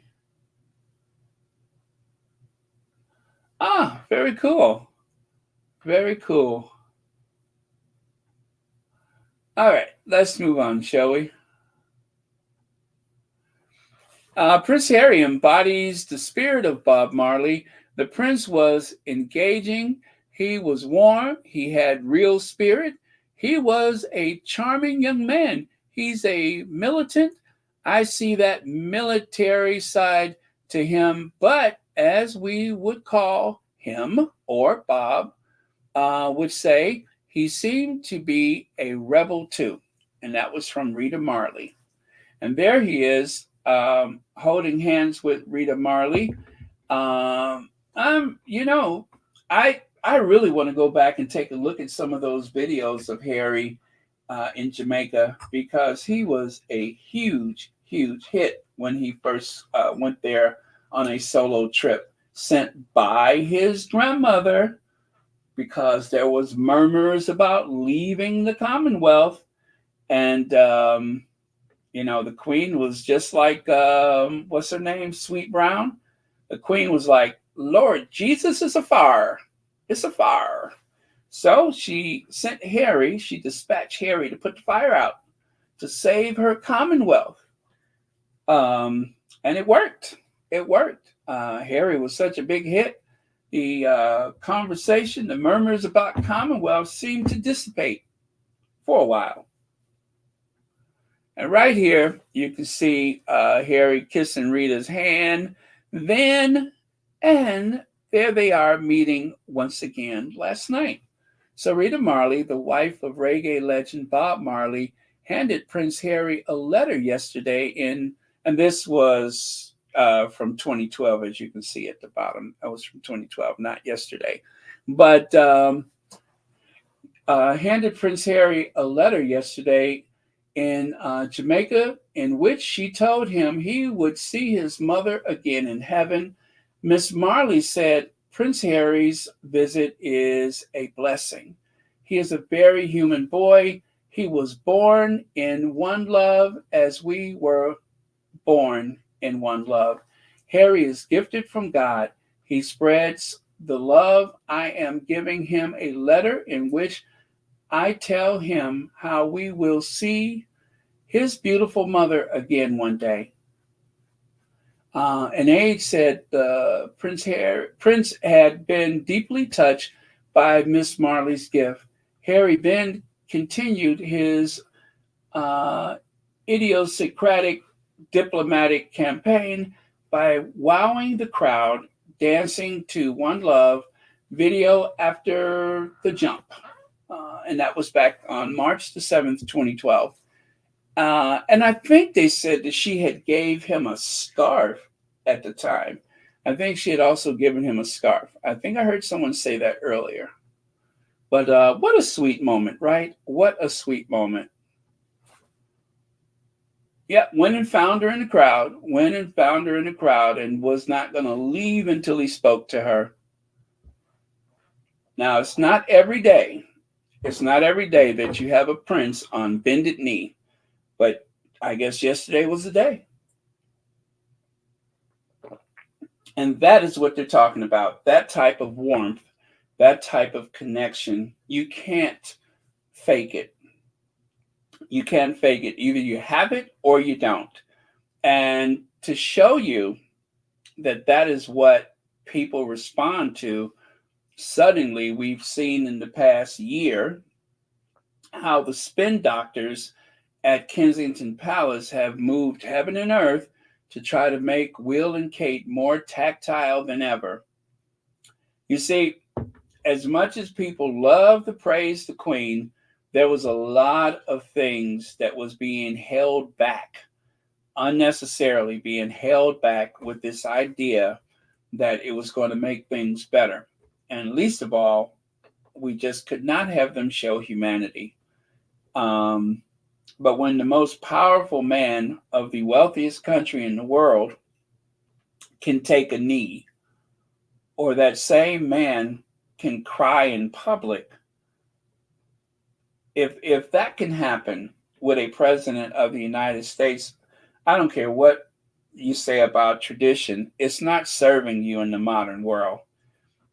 People want, what was that the Queen said? People need to see me to believe me.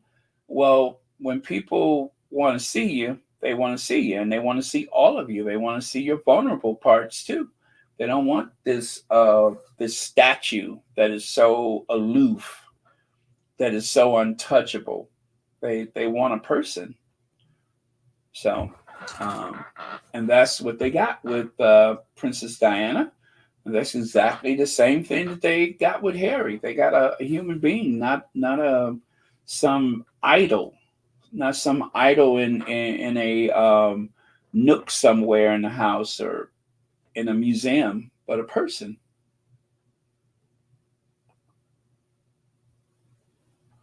What's that? I think in combine all the Commonwealth pays over 27 billion per. Is that annual to that salty island, England? I stand to be corrected. That's what I heard. Really, 27 billion. Is that like a tax or something, or is that because of trade, or where does that number come from? Because I don't know how the Commonwealth work financially. I always hear that money goes to England and it never comes back. That's what I heard, that there's nothing common about the Commonwealth. And one of the reasons why so many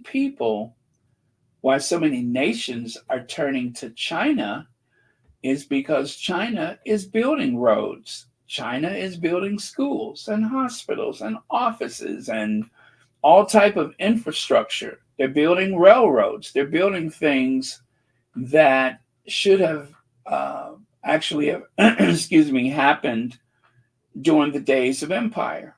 They're adding things, and of course, they're not doing it for free.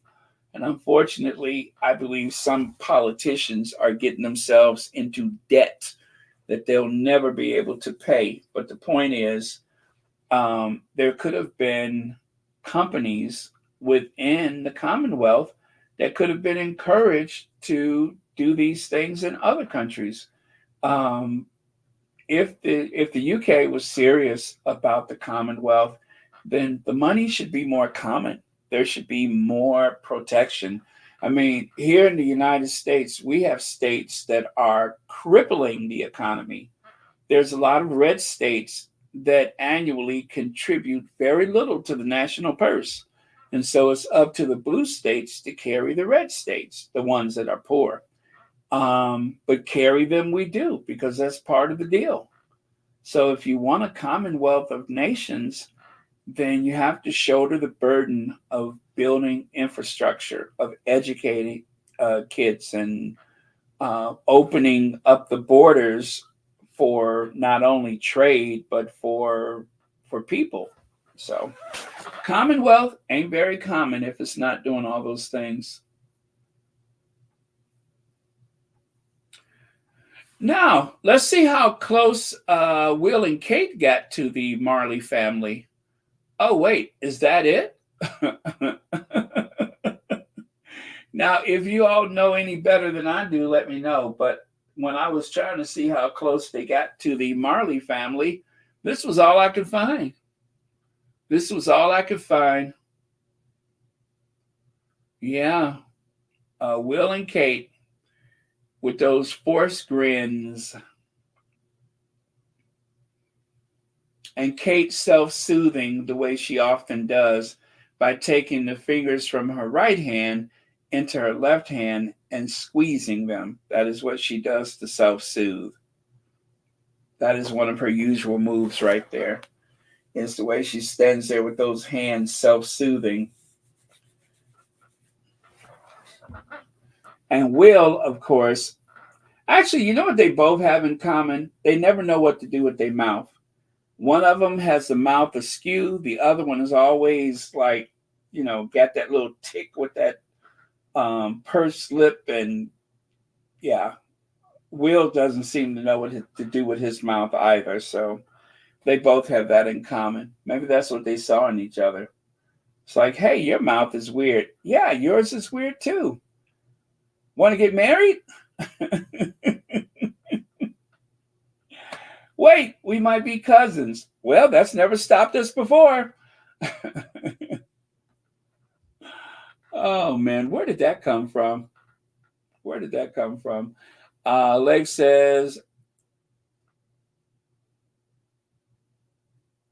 was this Will's copy and paste from the UN pic? So weird. Oh, wait a minute. Which one? Which one? Copy and paste. Oh, you mean this one? This one? Copy and paste from the. From when he met with the United Nations Secretary General, right? Yeah, could be. But thank you so much for the super sticker. Well, yeah, he does have kind of like a bad actor. The only face he has is happy and confused. That's the only two faces he has: happy and confused.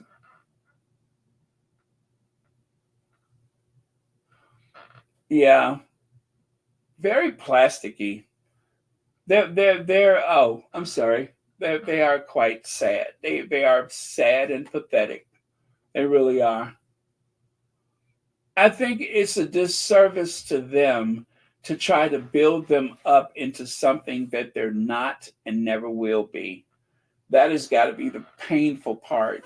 If there was any part of being Will and Kate that must cause them a great deal of distress, it's not that they don't know what to do. It's not that they don't have a lot of knowledge about things.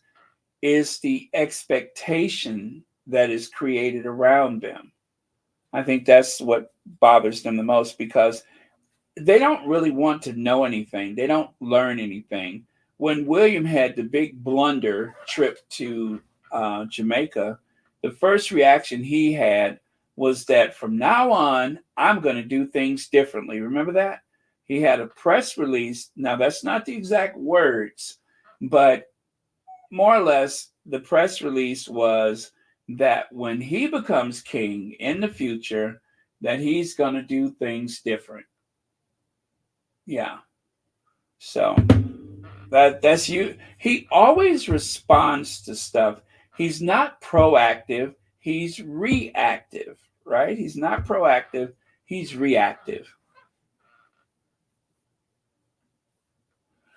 Welcome to Jamaica.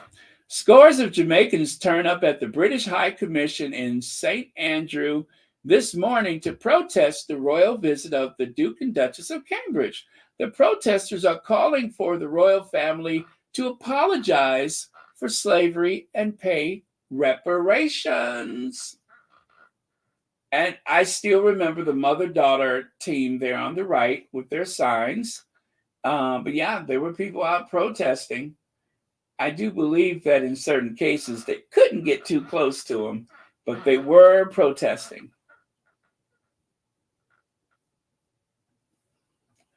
And it wouldn't be complete without a word from Dr. Shola. Dr. Shola says, darn, Jamaica's not mincing words.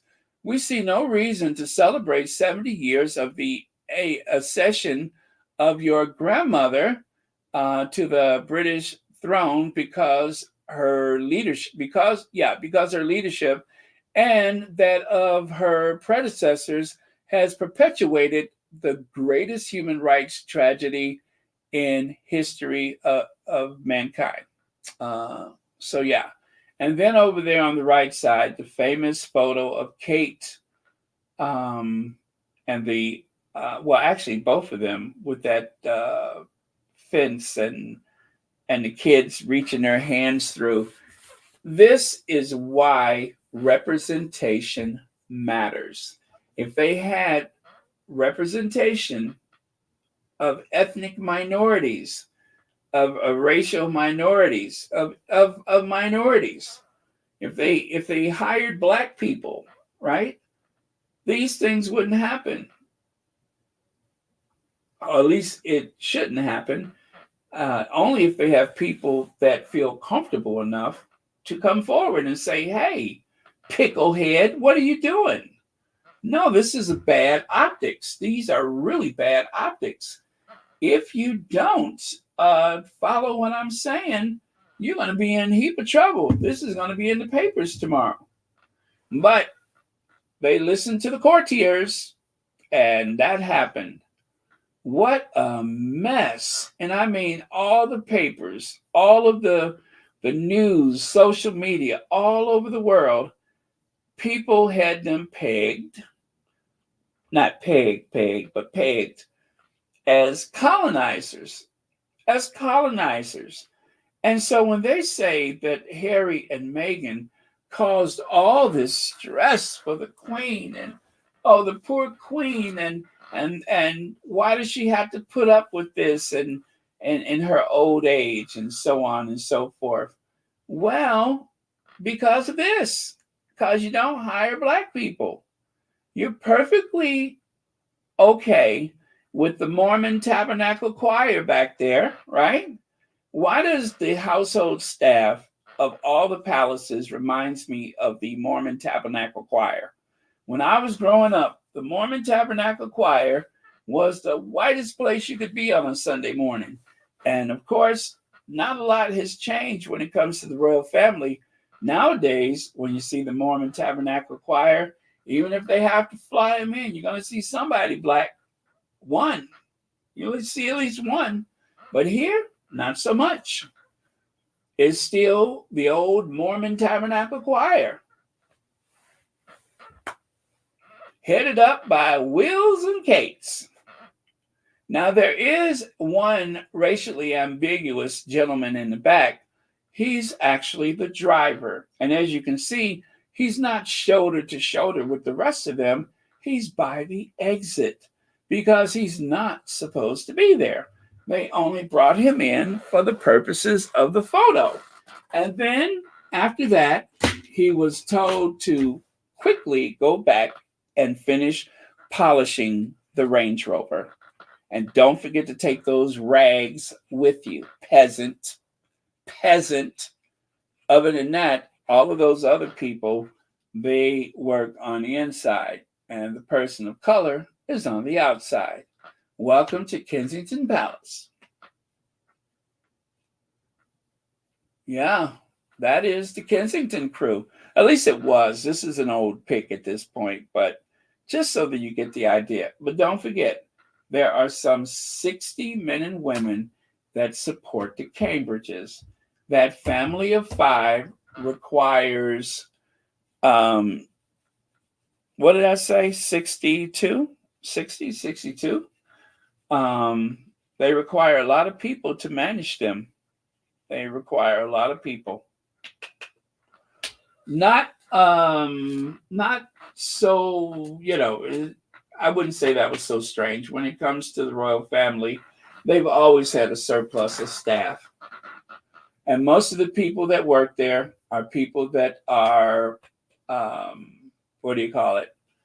that are in the family way, so to speak. Oh, I had to take that away. And so there's Harry having a good time. Yep, having a good time with it. And don't step on his blue suede shoes. I'm telling you, Harry's trip to Jamaica, he was magnificent. He came in there and charmed the bejesus out of everybody. There he was in that poorly fitting suit that he wore. I mean, that suit didn't fit him properly. This was Harry before Meghan. Harry just kind of wore stuff. Didn't matter. He just wear it. And now he's one of the best dressed men in the world, I would say. But back in those days, you know, he was young. He didn't know better. Let's see. Leg says, interesting, William doesn't release diversity demographics. And for the second year in a row, not itemization of the Duchy of Cornwall. At least Charles III did. Exactly. And we just read about that he decided he's not going to explain how money is spent from the Duchy of Cornwall. Yeah, he does not feel inclined to explain it. Now, he's still trying to say that, oh, we're new to the Duchy, and for this year, we are just going to skate by without, any mention.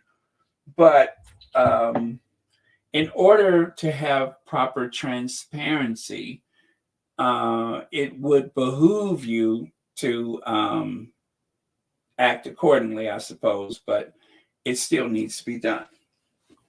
And I don't even know what behoove means, but I know that that's probably proper. Thank you again, Lex.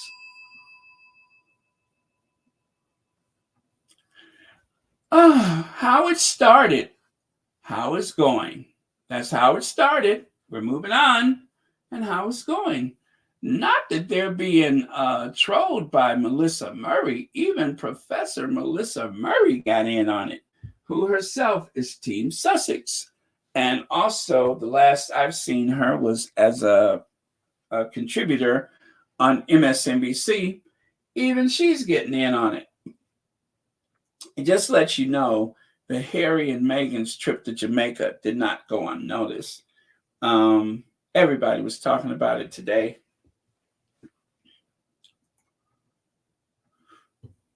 Let's get it on. Ah, baby. Let's get it on. Let's get it on. Yeah, this was Harry's arrival to Jamaica.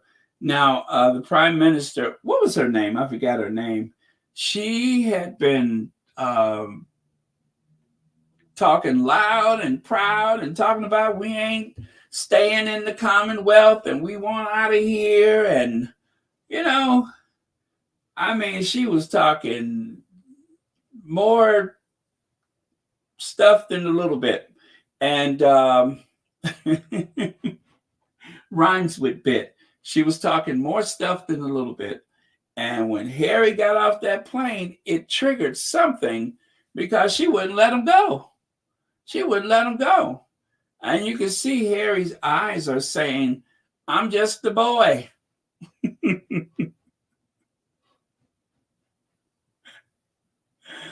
And her eyes are saying, you look like a man to me.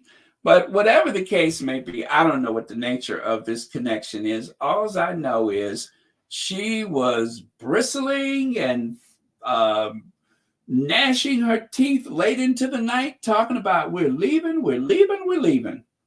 But then something changed.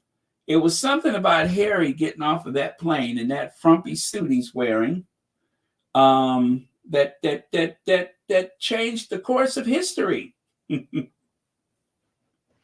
The most honorable Portia, is it Simpson or Simpson Miller?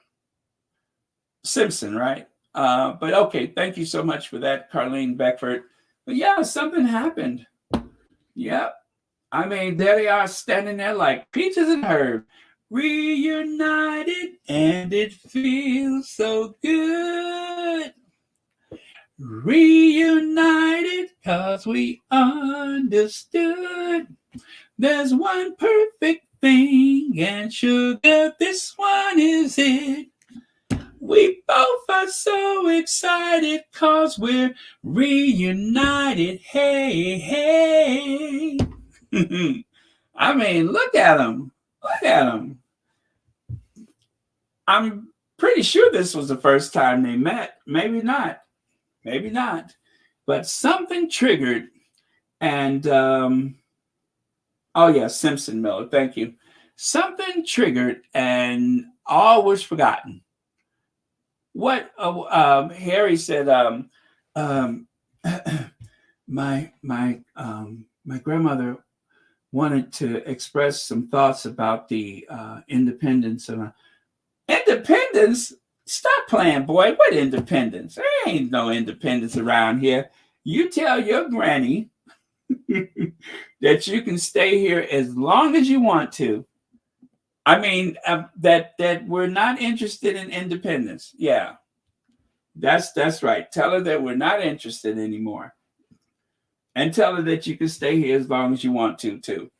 So,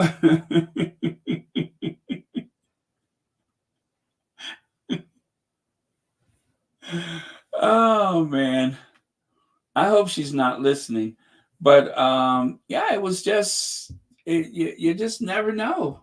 You never know who's noticing you. But there she was, this proud politician, like putty in his hands, putty in those. And look at how pale he is. You know, when Meghan came into his life, Meghan brought some sunshine, some much needed sunshine, because Harry got off that plane looking as pale as a ghost, as pale as a ghost.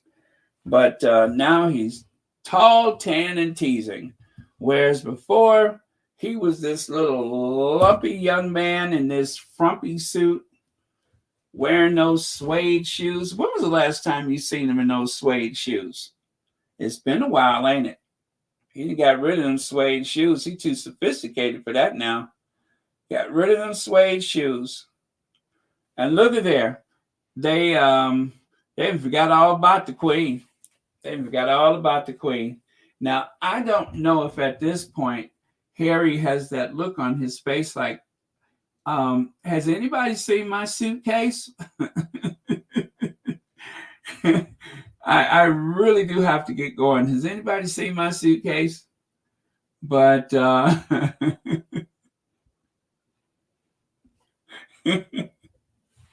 don't know where he stayed. But yeah, that was sweet that they included the Queen's portrait in the photo as they do the reenactment of the Brady Bunch. Yeah, it was something else. I mean, it's just like summer loving happened so fast. Summer loving, that was a blast. Met a girl, sweet as can be. Met a boy, something. Summer days drifting away, but hot was the summer nights. So yeah, when it was all over with, Harry went home and told the Queen. The Queen was like, how did it go? And he would start singing his part, summer loving happened so fast. And then, of course, there she was telling Parliament, summer loving, gosh, was a blast. Met a girl, sweet as can be. And anyway, so they both had their moments when they were singing about the other. You know what I mean? But the important thing is that the Commonwealth was intact. This idea about getting rid of the British and the monarch and all that kind of stuff, disaster averted. Yeah, getting rid of the monarch, disaster averted. So there you go. Prince Harry saves the day. And let me see, Prime Minister, the Prime Minister has said it is time for her country to take full charge of our destiny and replace the Queen as head of state. Well, that was before Harry got there. Once Harry got there, all was forgotten. Yep, all was forgotten.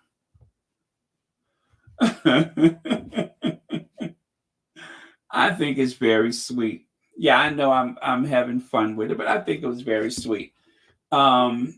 But it was just that she was just so certain about things. And then as soon as Harry got there, she just yanked him right on over. Harry was standing there being all formal, and she was like, come on over here, boy. Stop playing. Stop playing, boy. Stop playing. Yeah. So anyway, that was the summer of what year was that? Why some historian hasn't written a book and that book optioned for a movie, I don't know. But it'd kind of be like when Churchill and FDR, Franklin Roosevelt. Remember how they had that story about Franklin? Well, how about what was that on the Hudson, where they had the King and FDR? Yeah, it'd be like that movie.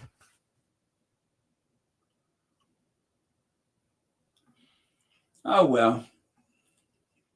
And then, of course, there was the famous race with Usain Bolt, where Harry took off like a rocket. He had him look the other way, and he took off. That was a crowd favorite. It was a great visit. This cemented Harry's popularity in Jamaica. And that's why sending Will and Kate there was a huge mistake. Huge. Not only because they're not Harry and Meghan, of course, but because they don't know nothing. They don't have a lot of sense. They're not very sophisticated. You know, in this global village that we live in, they were the wrong people at the wrong time. I don't know when a time is right for them. I think that the 1950s is probably more suitable for Will and Kate. And of course, at the time, you know how I always say somebody weird uncle always going and making T-shirts for every occasion. Well, it was my turn. Jamaica, come for vacation, stay for reparations. Yeah, I coined that phrase myself. Jamaica, come for vacation and stay for reparations. Everybody should. Denise Welch. This is why we love Denise Welch.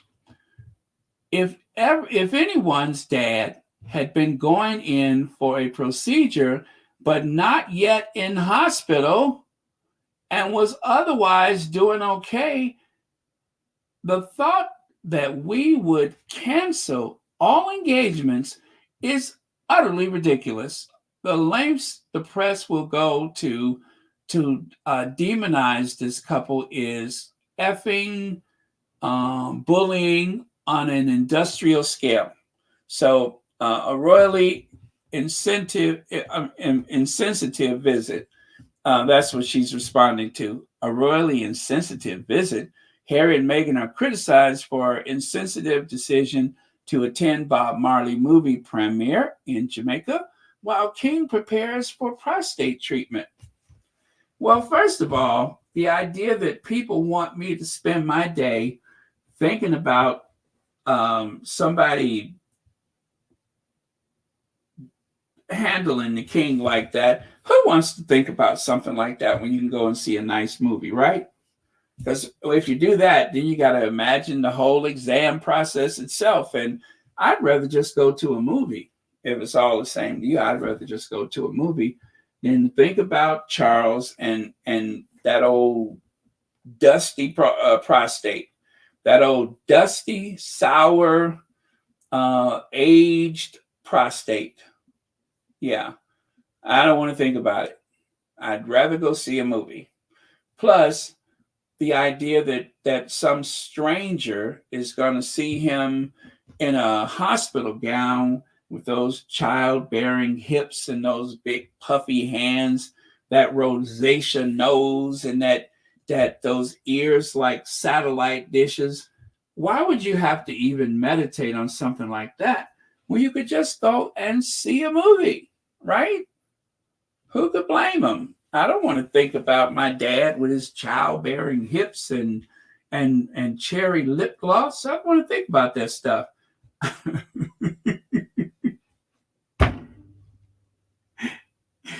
I don't want to think about that stuff. I'd rather go see a movie.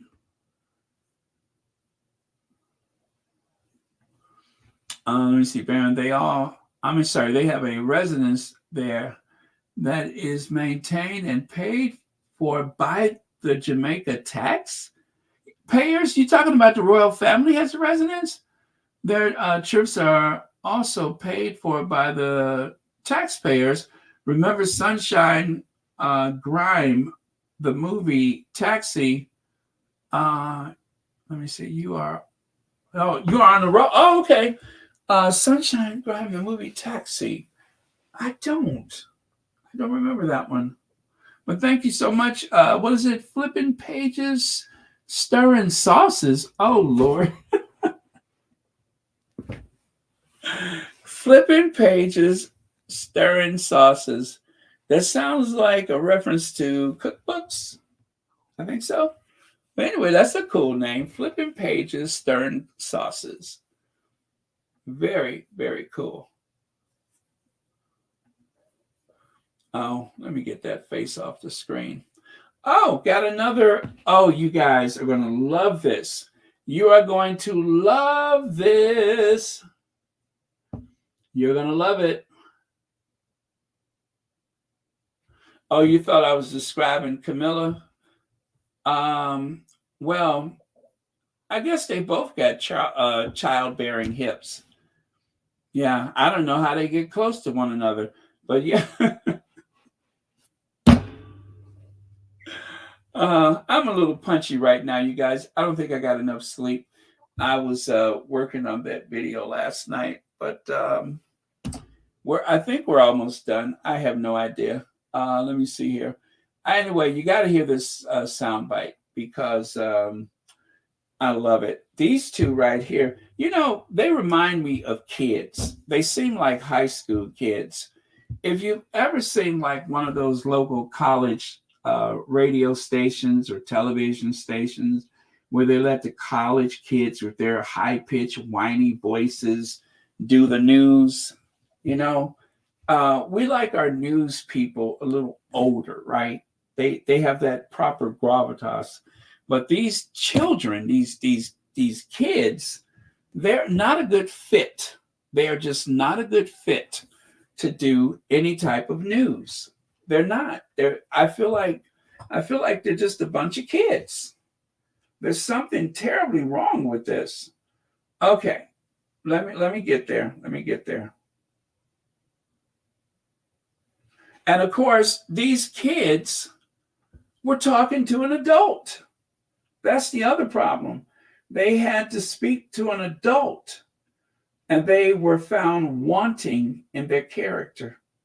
The Sussexes, Harry and Meghan, they've once again been hitting headlines after being photographed last night with the Jamaican Prime Minister.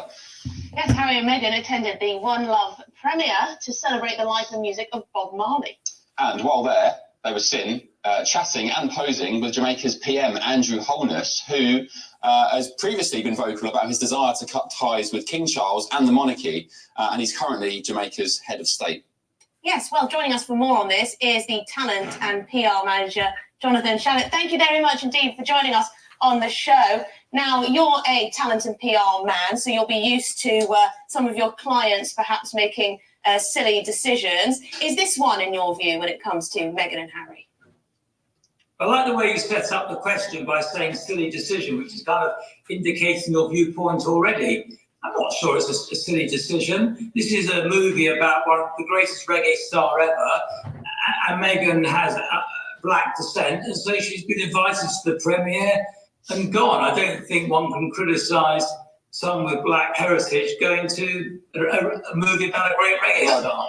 But the headlines that have come out of it, though, accusations that they appear insensitive, members of the royal family unwell, in hospital, going through surgery and the like, and they're with a famous anti-monarchist. Is there nothing there that you think might be problematic?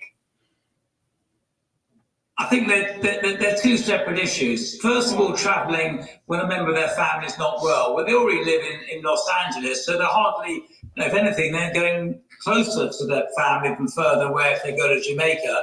I'm not sure.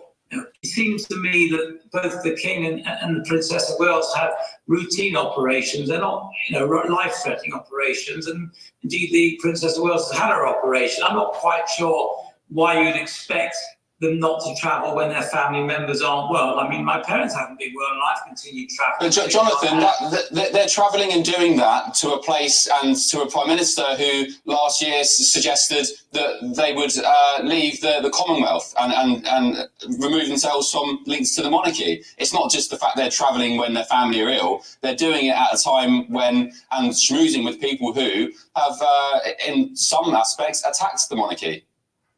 Well, if you could, the King Charles may say that's responsible. He went to the celebration of Barbados being independent from the UK and flew over to Barbados as Barbados ended their time as part of the UK jurisdiction. The fact is, a dialogue is better. Dialogue is better than ignoring.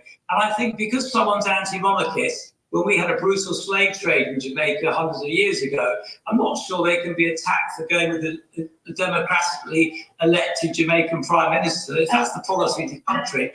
I mean, Barbados has remained great friends with Britain, even though now totally independent. And many could say perhaps that's a good way of keeping positive relationships with Jamaica, with the brothers of the next king being there. I think, there are positives here as well. I think this is an example of the media in Britain having one agenda. Yeah. Again, Meghan. I mean, I wonder if it's. You make a good point there. You make a good point.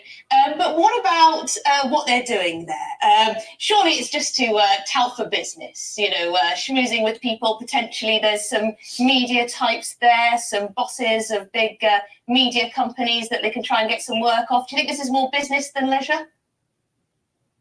Well, at the end of the day, unless you are a lucky sperm, in other words, your parents give you tons of money, or you've inherited tons of money, you've got to make a living. We could previously we criticised Harry for living off the royal family while still a member of the royal family. He's made the decision to leave the royal family, therefore he's got to earn a living. I don't quite see why he'd be criticised for making a living, because if he didn't make a living, we'd criticise him for taking money off his father. Jonathan, I take your point, but I think it's more because they've made a lot of money off the back of criticising the royal family, have they not? So there is always that.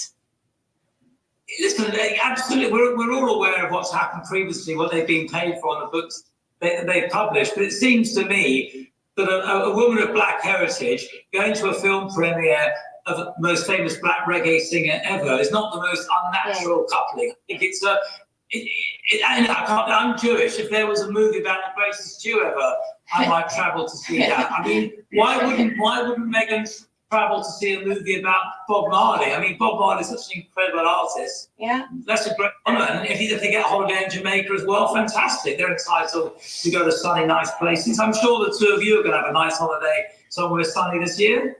I hope so. My last holiday was in Norway, and it was absolutely freezing. Mine was Iceland last weekend. Well, there's a volcano. Isn't there a volcano in Iceland? Yeah, you can see the smoke billowing as you come in. Yeah, it's amazing, fantastic. Well, it was absolutely brilliant to get your perspective. Perhaps you've softened mine a little bit. Jonathan, I do think I don't follow the narrative of many people. I think there's a lot of criticism of Harry and Meghan that's unwarranted. I'm not saying it's all unwarranted, but there's a lot that's unwarranted. And it's interesting, overseas, they're viewed much more favourably than they are in the UK. Well, I'm not sure in the States anymore. But anyway, we could argue this back and forth. But Jonathan Shalit, talent and PR manager, thank you very much for your perspective. After being photographed. Yeah, you could argue it back and forth, but should you? Okay? You could argue it back and forth, but should you, child? Huh? Child? That's a kid. A child that should stay in a child's place. She's punching way over her age group, probably way above her pay scale. If it's one thing that I have noticed about television nowadays, they will put anybody on TV. And yes, maybe it is time for things to change. I just remember a lot of, blow dry hair and double-breasted suits, and some television stations even had like little pins that they would wear with the station logo or whatever. That's the kind of news that I saw growing up. But nowadays, they'll put anybody on TV. People seem like they got out of high school last week. Voices all squeaky. Their voices ain't even changed yet. Some of them are probably still virgins, and there they are on television trying to tell you how crummy life is. I can't have these kids doing the news for me. They don't know enough about life. It's really sad. It's really sad. But GB News is not paying them much money. I can guarantee you that. They ain't making much money. This is not a road to success for either one of them. They ain't going far. They're just interim individuals until they can find someone qualified for the position. Their arguments have no merit. And they're not too bright. They're really not too bright. If you're going to take on someone like this NPR guy, you got to bring it. They don't have it. You got to bring it, and they don't have it. There are a couple of kids still wet behind the ears. A couple of little dum-dums. Like they're playing grown-up, right? It's like a little sleepover. Let's play television anchor.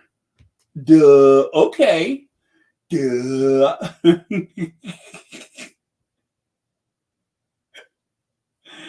Well, I don't know how popular she is. I don't know how popular he is. You don't know anything. That's the point. You don't know anything. You're playing grown up. And for someone so young to try to be the very nasty conservative commentator, there is a certain model where if you can throw enough hate and enough shade, then you can have financial success. There is a model for that. I don't know if they're ever going to be successful with it, but here today, gone tomorrow. And of course, this is the very colonial scene that they were referencing. You have what appears to be the great white hunter. That's what they used to call them in those old safari movies, the great white hunter that comes in with their long guns and rifles and supplies, and then the natives carry everything and set it up for them, a tent and all that kind of stuff. Well, this is the 1950s, and they're not hunters. They're, queen and prince consort or whatever. And then, of course, you would think that type of imagery would have ended there. But no, Wills and Cates decide, let's rinse and repeat. If it was good enough for Granny, it's good enough for us. As if it was really such a good idea the first time. Well, back in those days, there wasn't a lot of entertainment. So for amusement, having anybody come to town is a big deal. But as the lady said, this is 2023. Well, this was 2022.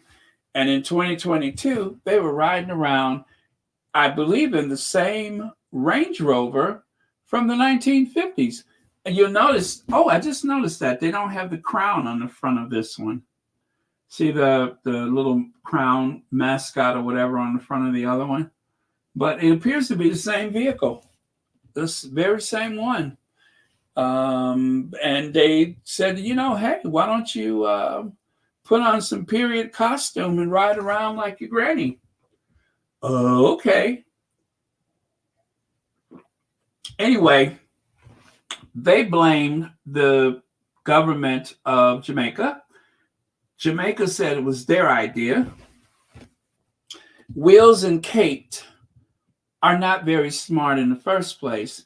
And if this was Harry and Meghan, they would have reviewed every step.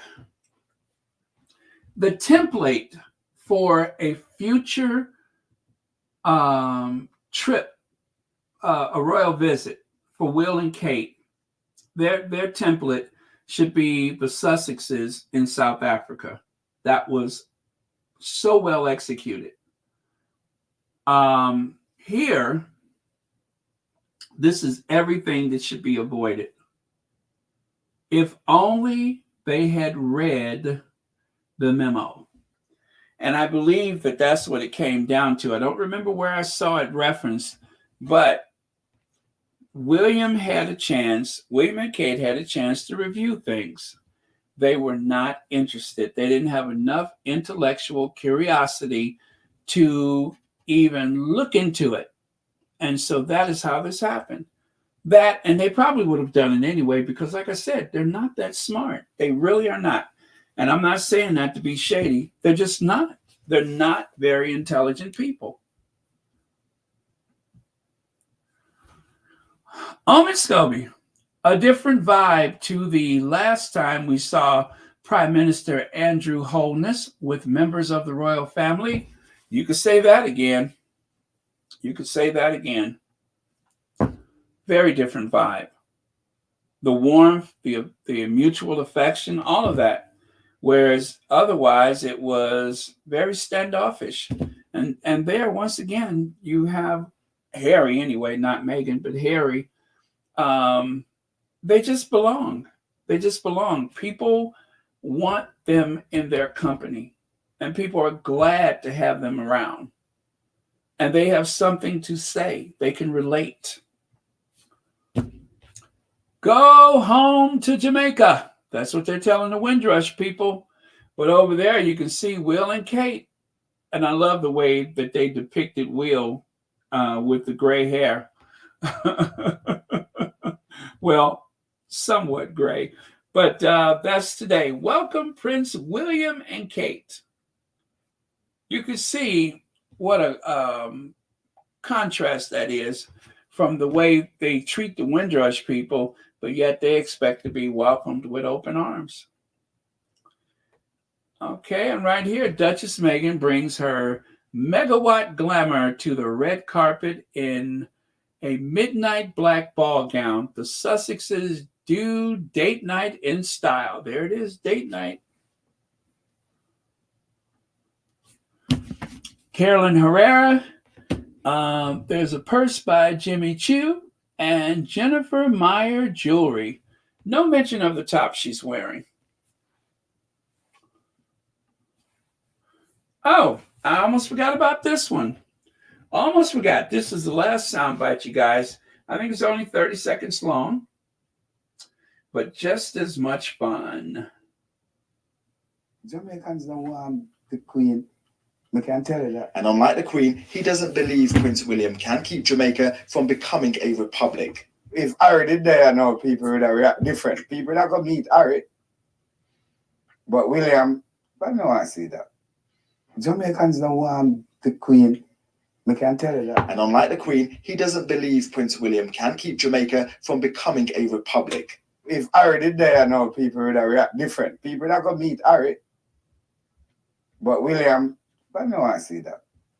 Jamaicans don't want the Queen. I can tell you that. And unlike the Queen, he doesn't believe Prince William can keep Jamaica from becoming a republic. If Harry did there, I know people would have react different. People that go meet Harry. But William, I don't want to see that. Jamaicans don't want the Queen. Okay. I must admit, I had to listen a few times the first time I heard it, and I was like, okay, one more time.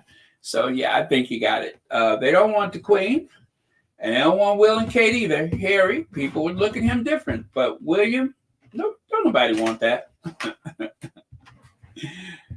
nobody want that. William? Harry, yes. The Queen, no. And he said what he said. He was just being honest, and that's the way most people feel. If it would have been Harry that they had sent, and this he's talking, that was from 2022 when they lost half the Commonwealth. But he said, "Ain't nobody got time for that. Ain't nobody got time for that. Ain't nobody got time for that. Ain't nobody got time for that." Yep. Maybe she's Jamaican. Maybe. But ain't nobody got time for that. YM George says, I think it was in game. Omid said Will was given directions but came with the whole misguided message about being different. We know you. We know you're different, W. Okay. Oh, I'm sorry. Let me see here. Oh, I got to take this off the screen. Let me get her off the screen. Okay. On my end, I couldn't see the bottom so clear. But yes. Okay. So that's what it said. Omen said Will was given direction, but came with the whole misguided message about being different. We know you're different, Will. Thank you, YM Joy. Oh, and thank you for 11 months membership. Yeah, and then, of course, after the fact, then he said that from now on, he said about the Commonwealth or those four. But you guys, you notice that since they lost half the Commonwealth, William and Kate have been excluded from doing any foreign trips. They have been excluded. The government will not let them represent the country. Afro Annie, Edwina, even Sophie, but not Will and Kate. They are no longer eligible to travel. When William went for the Earthshot stuff, New York was Earthshot. What was it, Singapore? That was Earthshot. He wasn't going representing the United Kingdom. He's representing his own vanity project. There's a reason for that. He's not ready. William and Kate were given an all-expense paid vacation to the Commonwealth, to the Caribbean. And they had one job. And they came back with a bill for $330 trillion or something like that.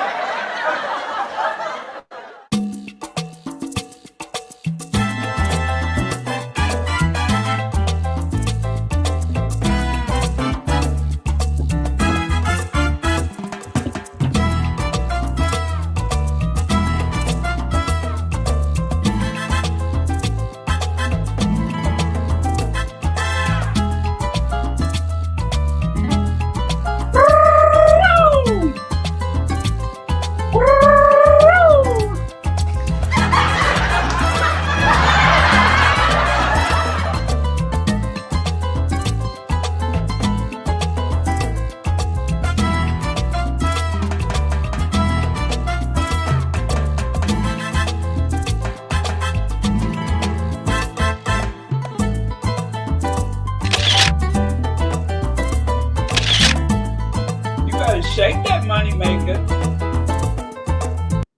You better shake that money maker. All right. Wilma. Okay, Wilma, we see you.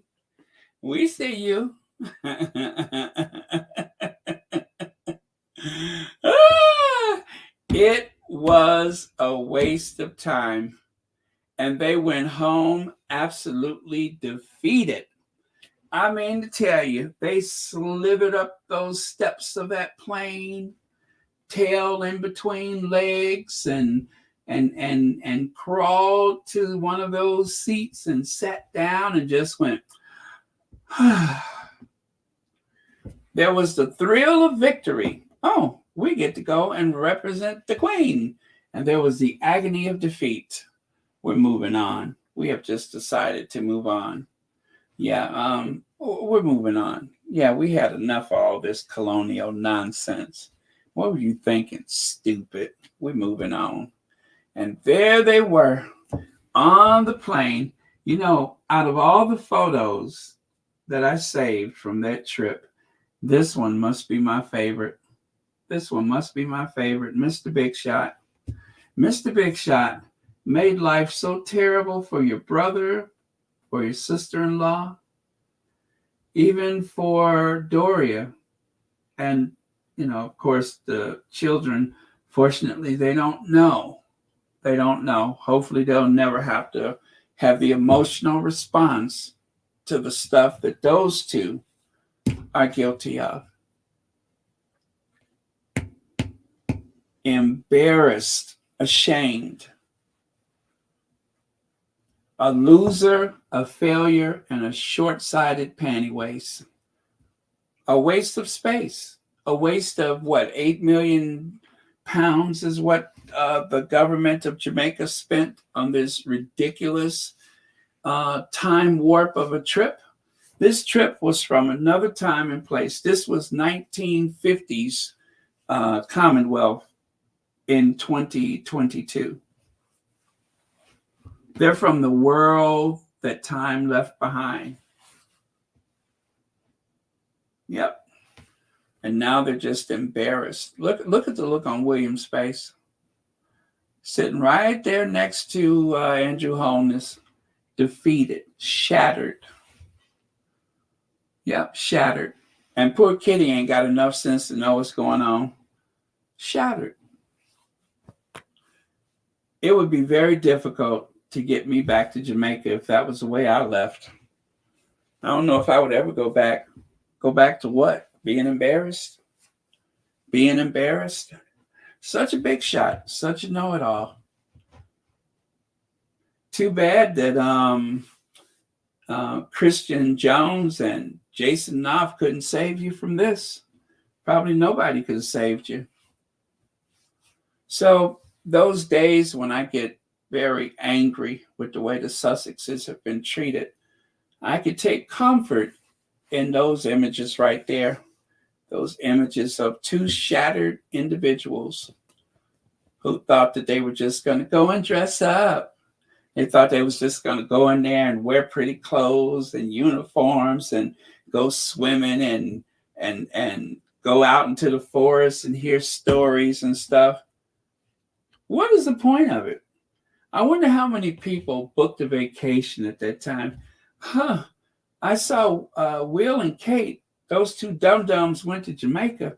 Yeah, it was ridiculous, but I want to go there on vacation because they went. Yeah, I'm going to help contribute to the local economy.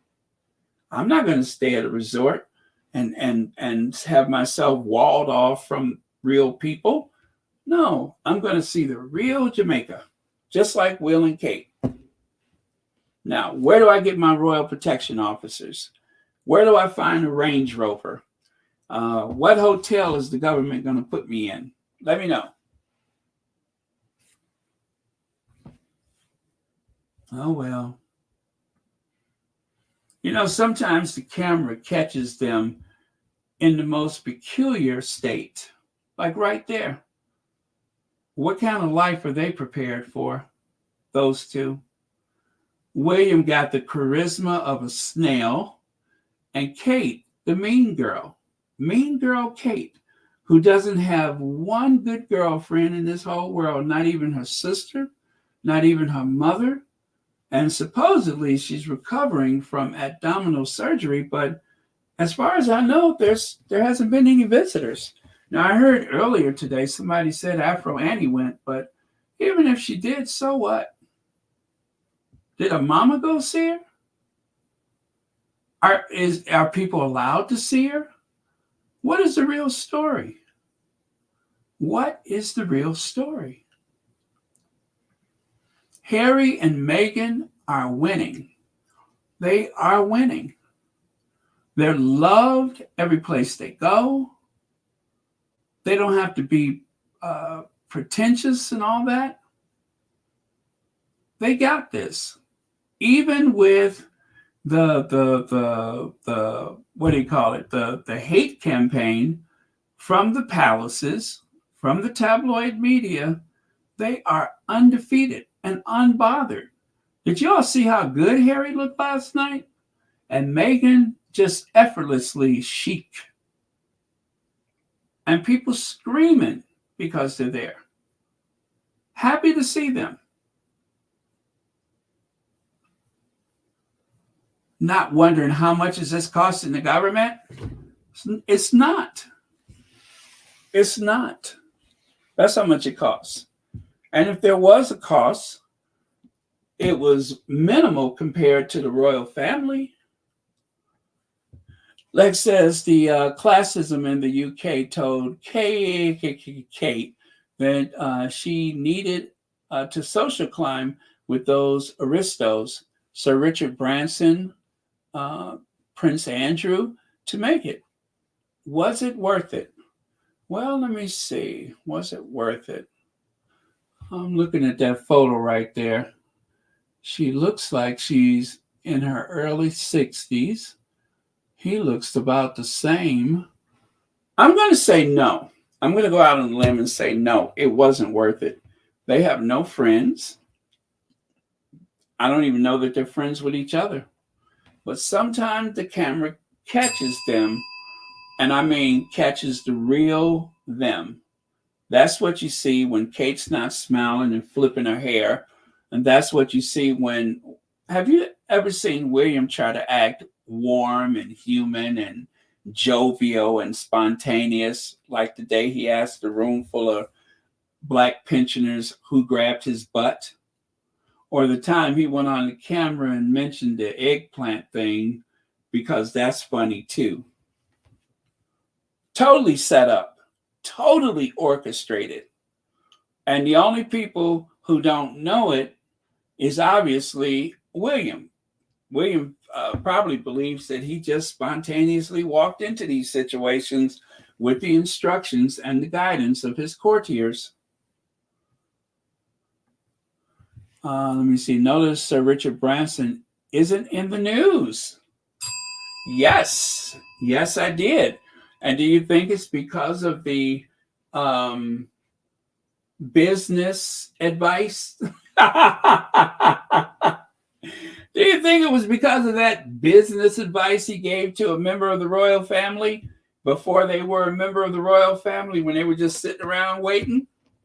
Or is it because he's too close to another family member who is perpetually just a sick old man? Might be a combination of both. Might be a combination of both. You never know. Maybe there's somebody else in the family who evolved from that situation. Wonder if their name's in the book. Not as a client, but as an employee. Now, I think this is the last slide. Let me see. Is this the last one? Oh, good Lord. We're almost there, you guys. We're almost there. So take a notice of the photos on the left side. One of the derangers posted that. That was supposed to be a way to hurt Meghan by reminding, to hurt the Sussex squad, by reminding her what she could have had. Let you know that the derangers are just as tone deaf as Will and Kate. But it was a reminder that Meghan is riding around in some little toy Range Rover to the amusement of everybody, instead of dressing up in period costume like she's in a production from Netflix. Meghan is supposed to be the one who has come up short in life, right? Meghan has come up short because she's riding around in that replica Range Rover.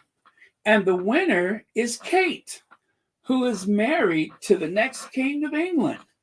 Happily, okay, let's just say she's married. She's married to the next king of England. And so she has the privilege of riding around. Where is it? I'll just go back here. Of riding around in a real Range Rover. Yes. Oh, you know what? I just realized I'm getting to that part about that I wanted to tell y'all. So don't go to sleep yet. Don't go to sleep. They are entering phase 2. Turn Kate Middleton into a barbell. Anyway, We're getting there. But yeah, so that was supposed to be how terrible life is to Meghan. The fact that she has the ultimate face card, that she looks beautiful in everything she wears. She's respected as being a real girl's girl. As a matter of fact, she is the most educated, the best educated royal in that family. She's the only one who has created wealth before entering that family, not just the job, but actually had some money in the bank, right? And for the generation that she's in, as far as I know, she's the only one that speaks a second language. The other ones, no. For that generation of the royal family, she's the only one that I know of that can speak a second language. I might be wrong, but that's the only one I know of. Not just one, but she's proficient, I believe, in French. She studied it, but she's not there yet. Okay, let's say she's conversational right now. But yeah. And has he been a union? Has been in a labor union? I would be proud of that, having been in a labor union and a princess at the same time. Why not? Maybe even still a member of a labor union. I don't know.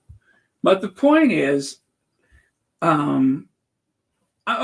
me show you something else let me show you something else. Was that from yesterday? Yeah, it was from yesterday. I'll show you one more reason, and then we'll get to the next thing very soon, I promise. Let me tell you one more reason why. There you go. That's winning. That's winning. They have the love and affection of your partner. Full-throated, in public, no hesitation, tactile, spontaneous connection. I would say that's winning. I got a big house, and according to the Daily Mail, I got tens of thousands of bedrooms and bathrooms, and yeah, I annoy my neighbors and get away with it. What else? All of that stuff. And I think there's an ocean view in Montecito where there are no leaks. So Kate is winning. Don't forget that. If anybody asks you, remember, Kate is winning. Meghan is losing. Kate is winning. Kate's the winner. Kate has triumphed above all. And William has defeated his evil brother who just wants attention and wants to game the system and really wants to be king himself. He just can't admit it, right? Yeah, so those are the winners, you guys. Those are the winners. Don't forget that. According to the British tabloid media, everybody wants to be them. Now, what about this? Okay, so one of the squatties tweeted that earlier, and they tweeted that with an article that is going to shock you.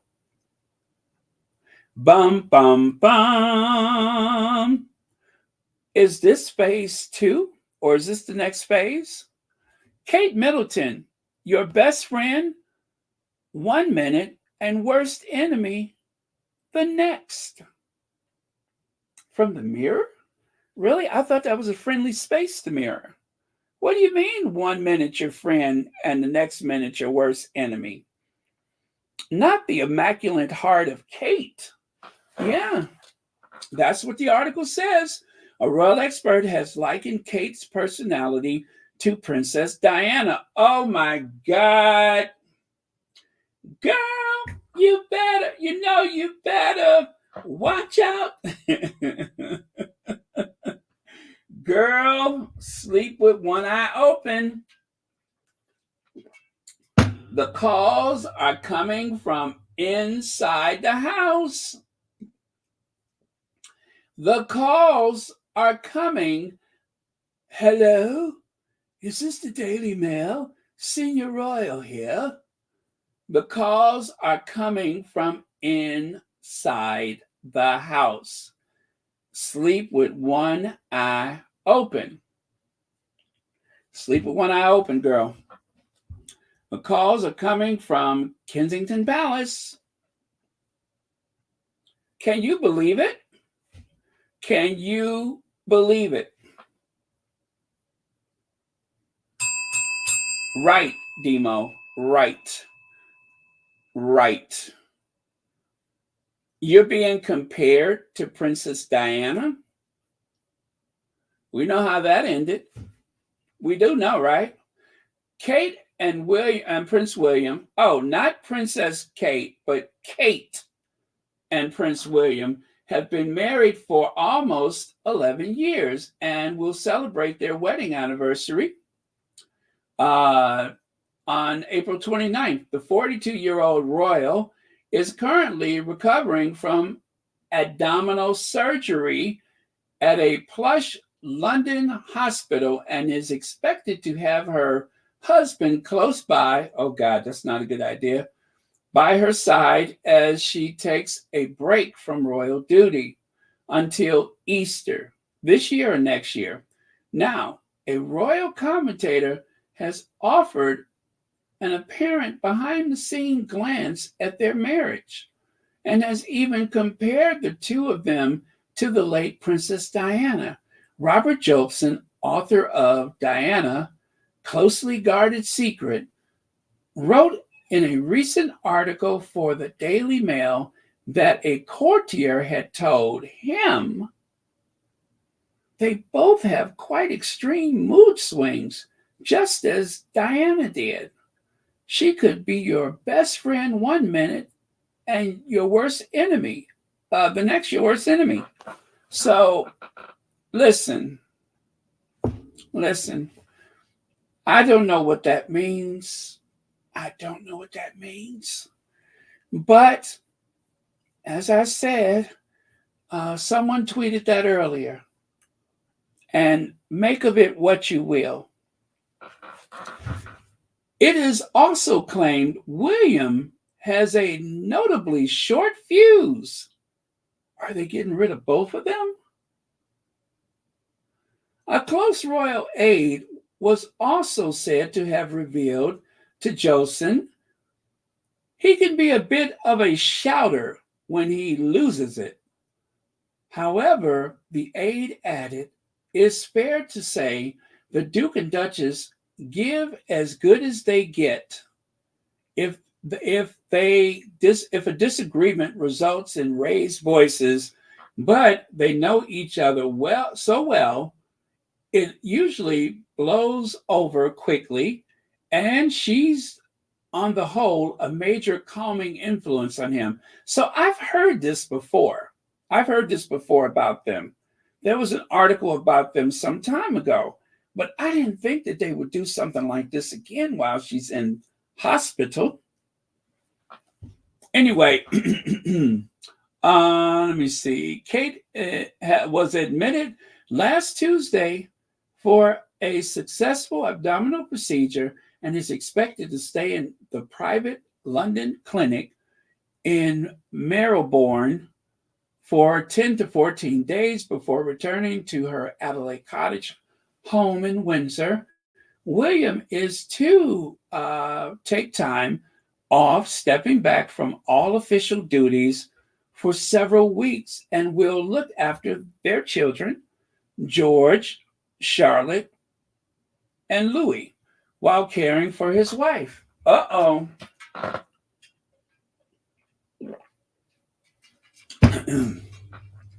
Better get a Teddy cam. I would get a Teddy cam if I was them. Let's see. Royal author and editor-in-chief of Majesty Magazine, Ingrid Sewer. Is it Seward? Sewer. Ingrid Sewer told the Mirror that William is brilliant with the children and always has been. And highlighted the moment he confessed he had already changed George's nappy when he came to fetch his wife and a child from St. Mary's Hospital back in 2013. She added, William may not always be around, but I defy any woman not to agree he is an ideal husband, especially in a situation such as this. Well, what is the situation, Ingrid? What is the situation? In a situation such as what? What? What is the situation? Does anybody know what the situation is? What? Oh, I'm sorry. This is what I was looking at. Roseanne Campbell says Diana had mood swings due to being abused. Thank you. Thank you. That is usually what happens when someone is being mistreated. They tend to act out. It's symptomatic of someone who has been systematically has been abused. Yes, of course. Absolutely. Thank you, Roseanne Campbell. That is very, very important. Very important. So, what's next? What is next? What does this mean? What does this mean in a situation like that? It's almost like Angela Latrine again, right? That's almost like a slip of the tongue from Angela Latrine. So in a situation like abdominal surgery, was there anything wrong with her stomach before Christmas? Because after Christmas, it seemed like everything went south. But was there anything with her stomach before Christmas? Oh, what's love got to do? Got to do with it. Who needs a heart when heart can't be broken? Why is she here, Ike? Why is she here, Ike? I'm telling y'all, with the tabloid media, it is required that one reads between the lines because there is some truth there. There is some truth if you know where to find it. And with that, you guys, I do believe I'm done. So this is just the last thing right here. The Invictus Games Vancouver Whistler 2025 has unveiled its visible brand identity. It was created by 4 of British Columbia's leading Indigenous artists and is the first time artists from these nations have collaborated on a single work. So I love it.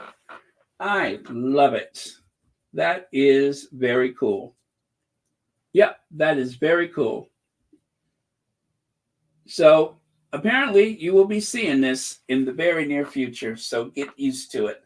That is going to be used as a logo for the Invictus Games, Whistler, Vancouver. So thank you very much, you guys. Thank you, moderators, for keeping this a safe space. And just do think about what I was just talking about. Don't know what that means, but it sounds ominous. And it's not the first time I've heard that one can take and give just as good as the other. That's not the first time. If not an identical article, it sounds very familiar to the first time I heard it, where they were saying that they both have tempers. But notice toward the end of that article, they were stressing the fact that William can go it alone, that he had already changed the diaper before bringing Kate home from hospital. I feel like I am in a flipping Charlie Chan movie. I feel like I am stuck in a Charlie Chan movie. When can I go back to saying the hospital? Please let me know, because this is driving me crazy. Next thing you know, I'm going to be saying that somebody was drink driving. He was drink driving. I'm like, oh my God, I am stuck in a Charlie Chan feature. Oh, well. If I don't hear hospital again anytime soon, I'd be so happy for that because this is driving me crazy. You know, here in the States, we say the hospital. He's in the hospital. She's in the hospital, not just in hospital. Oh, that's driving me crazy.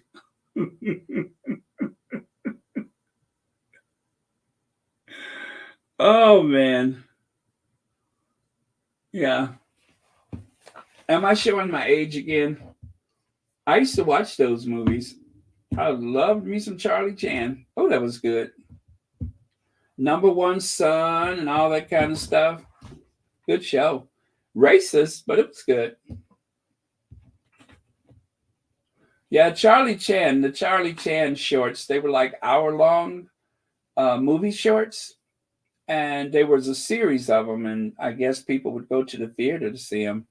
But, of course, Charlie Chan was not played by an Asian actor. The son was, but not Charlie Chan. I forgot who played Charlie Chan.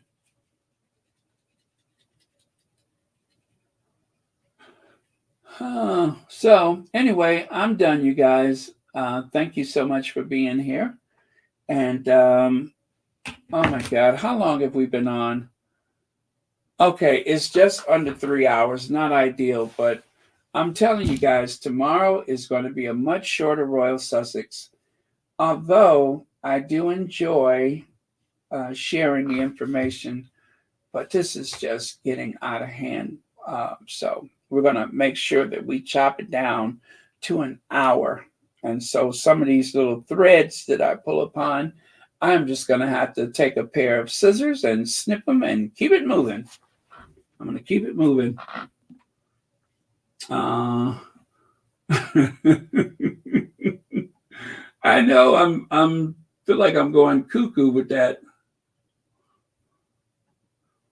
Maybe I should ask Number One Son about it.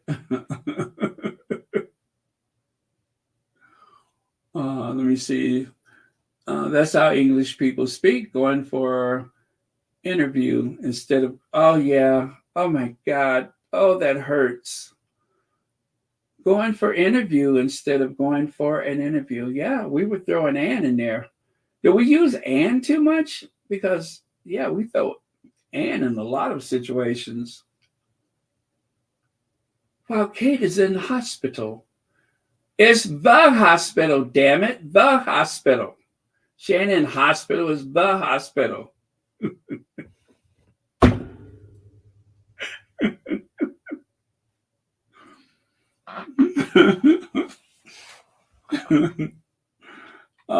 Let me see. What is that about college?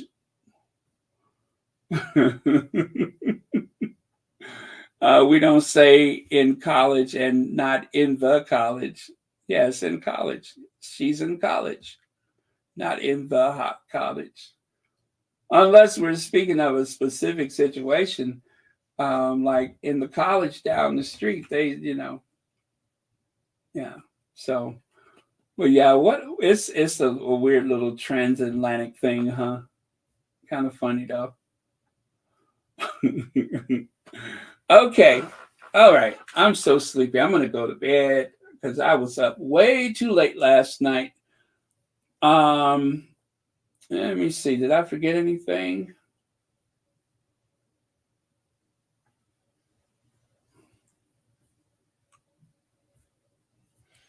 I kind of want to go and look at some more Twitter though, because there was some good stuff on there.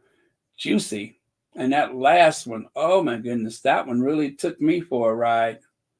But that article right there, like somebody else say, you guys, in this recently? No, they said, is this recently? Someone has a screenshot of the article. Well, the photos, yes, it is recent. I just shared it with you. They did mention hospital.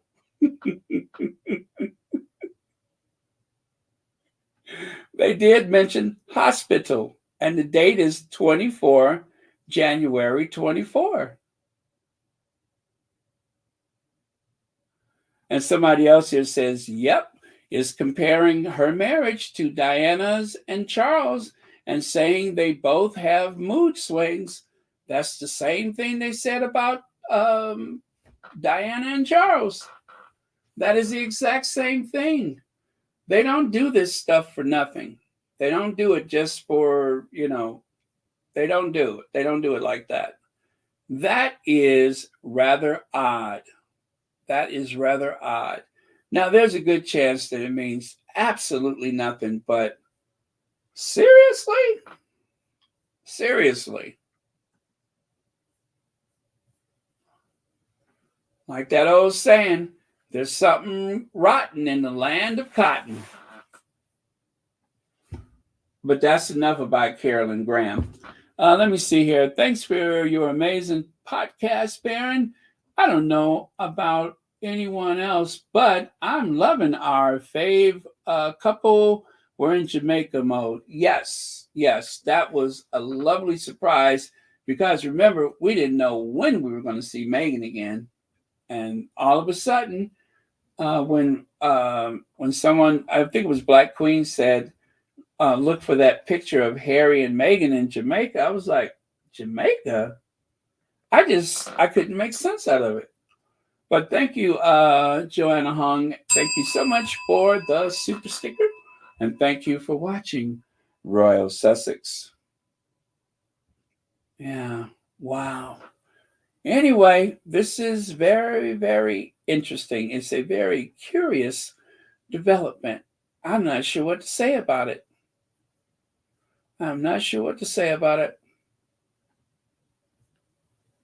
Except, girl, you better watch out. Some guys are only about that thing.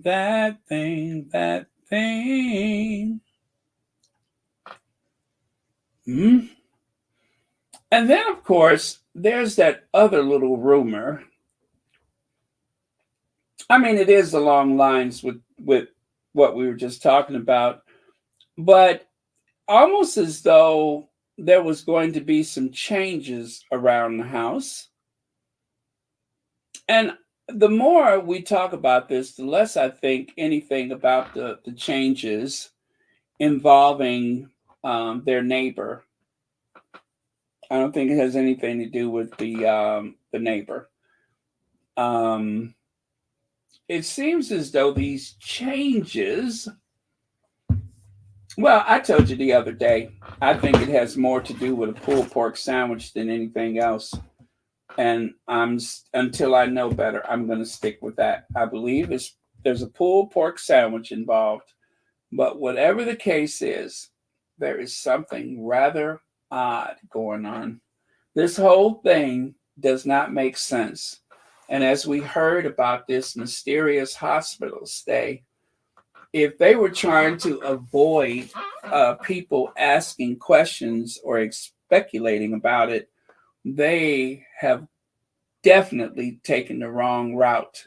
They should have, I don't know what they should have done, but it is strange. Are those police outside the hospital really guarding the entrance for someone in hospital? Or are the police at the hospital actually just there as a diversion?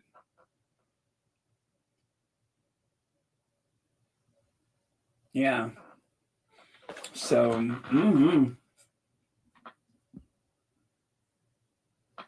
Oh, did they? If there's someone sitting on top of a story, they are itching to tell it. And you know how it is. When you got an itch, you want to scratch it. I don't care how far away it is. There's some, as I get older, some itches are more difficult than others to reach. I always like to say I'm kind of like a box of cereal. You know how they used to say on the cereal box, items may have settled in transport, but the weight and volume is still the same. Well, that's how I am. In transport, some of the items may have settled a bit, But trust me when I say that the weight and volume is not only the same, I think it might be a little higher than what it was. Okay, you can tell I'm punchy. Let me get off of this thing before I get in trouble. The last word is one love. Okay, that was simple. And of course, as always, don't worry, Diana, we ain't gonna let them forget.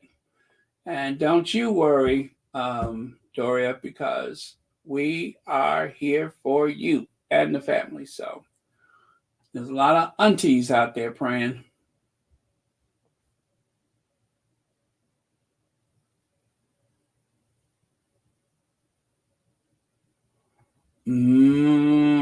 Carmen. Ooh. Now, you know, I've never been one to gossip, but that would explain a whole lot if true. Ooh. Ooh.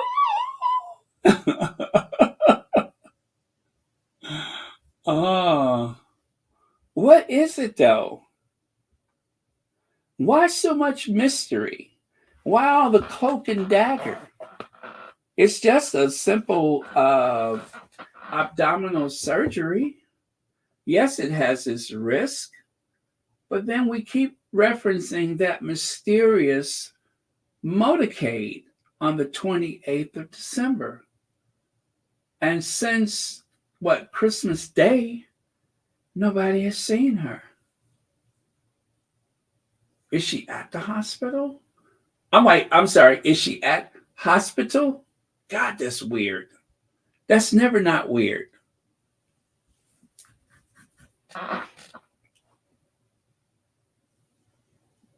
But it does make one wonder. It does make one wonder. What are you trying to tell us, Kate? With that steely stare and that mouth askew, what are you trying to tell us? Huh? With that rather absent look in your eyes, is there something we should know? With those hair extensions and mouth askew, what are you trying to say to us? We're listening. We can't help you if you don't tell us what's going on. But if there's something going on, let us know.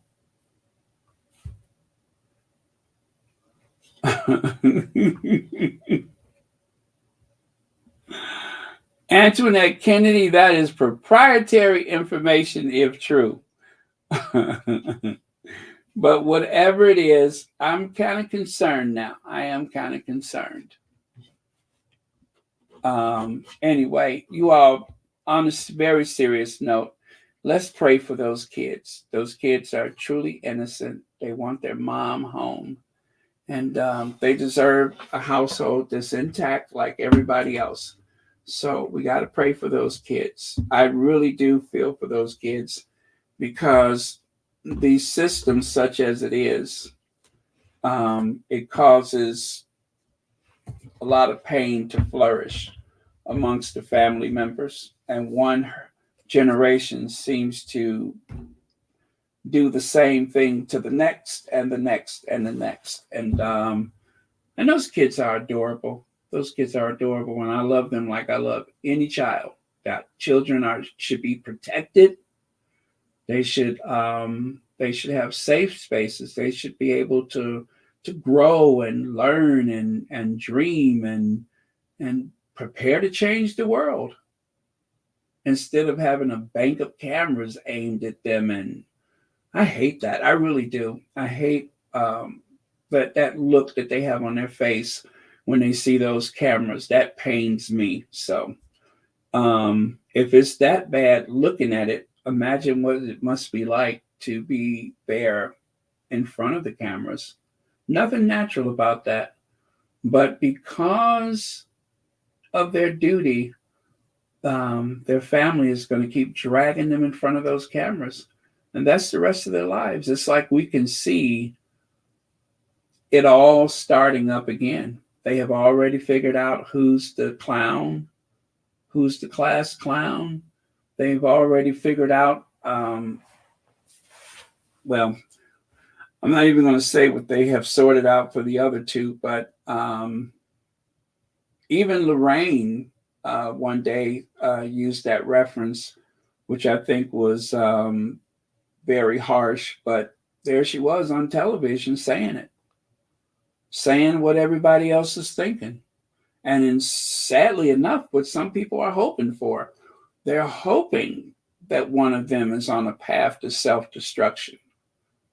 That suits the narrative. It was good for Margaret. It was good for Andrew. That's what they wanted for Harry.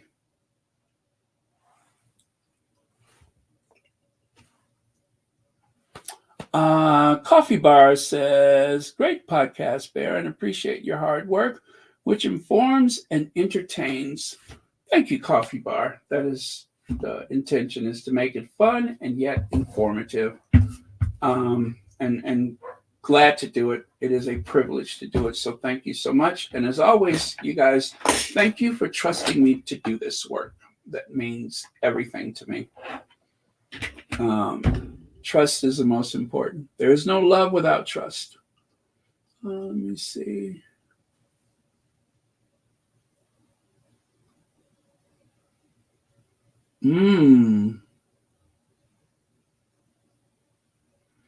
Yeah, I see cookies and cream. I see that. Thank you. Oh, and thank you again, Coffee Bar. Yeah, there's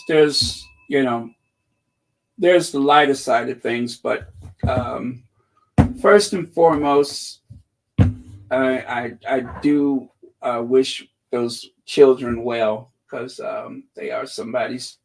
They're children. They're a blessing, and we were all somebody's child. But the growing up in front of the cameras is really, it makes me feel weird.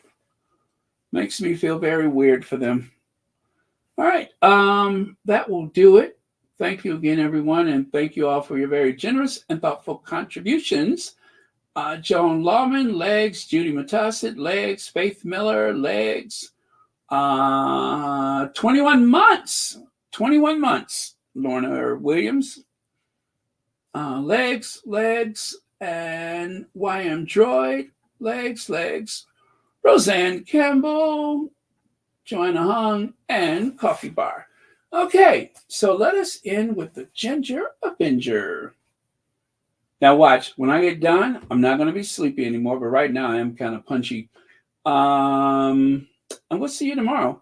I'm going to start working on tomorrow tonight so that I won't get stuck like I do sometimes, because there's some good stuff out there that I wanted to share and I just did not have time today. So I will find that and I will start on tomorrow's slides so that I will be prepared and hopefully go on much sooner tomorrow.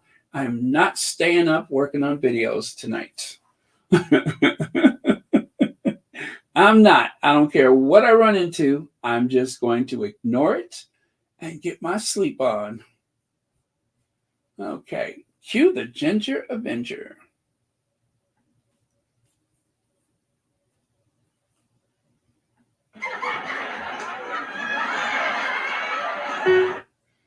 No, I said the Ginger Avenger, not that one. Oh, I'm looking in the wrong place for it. Here we go.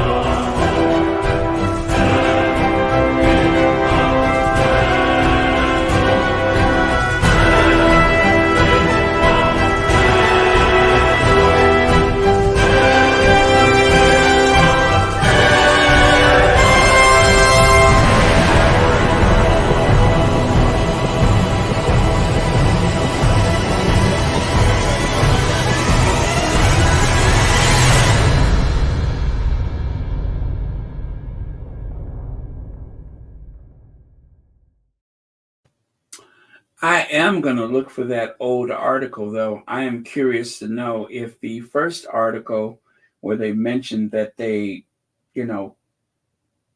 had hot tempers with each other, I want to know if that first article is pretty much worded the same as this new one.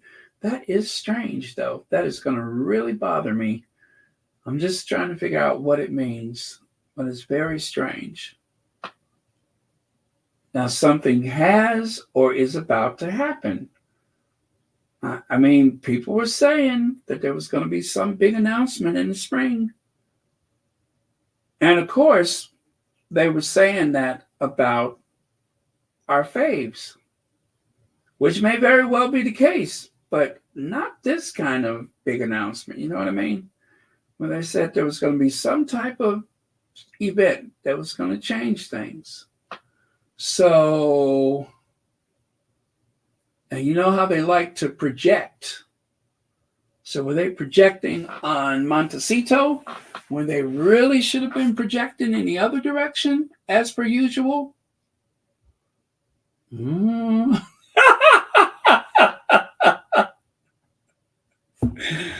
An inquiring mind wants to know.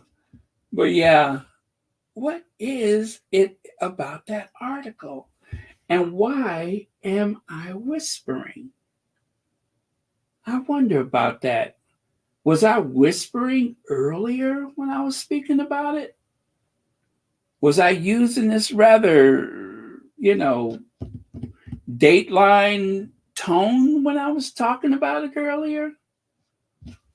Do I always talk like this? Huh?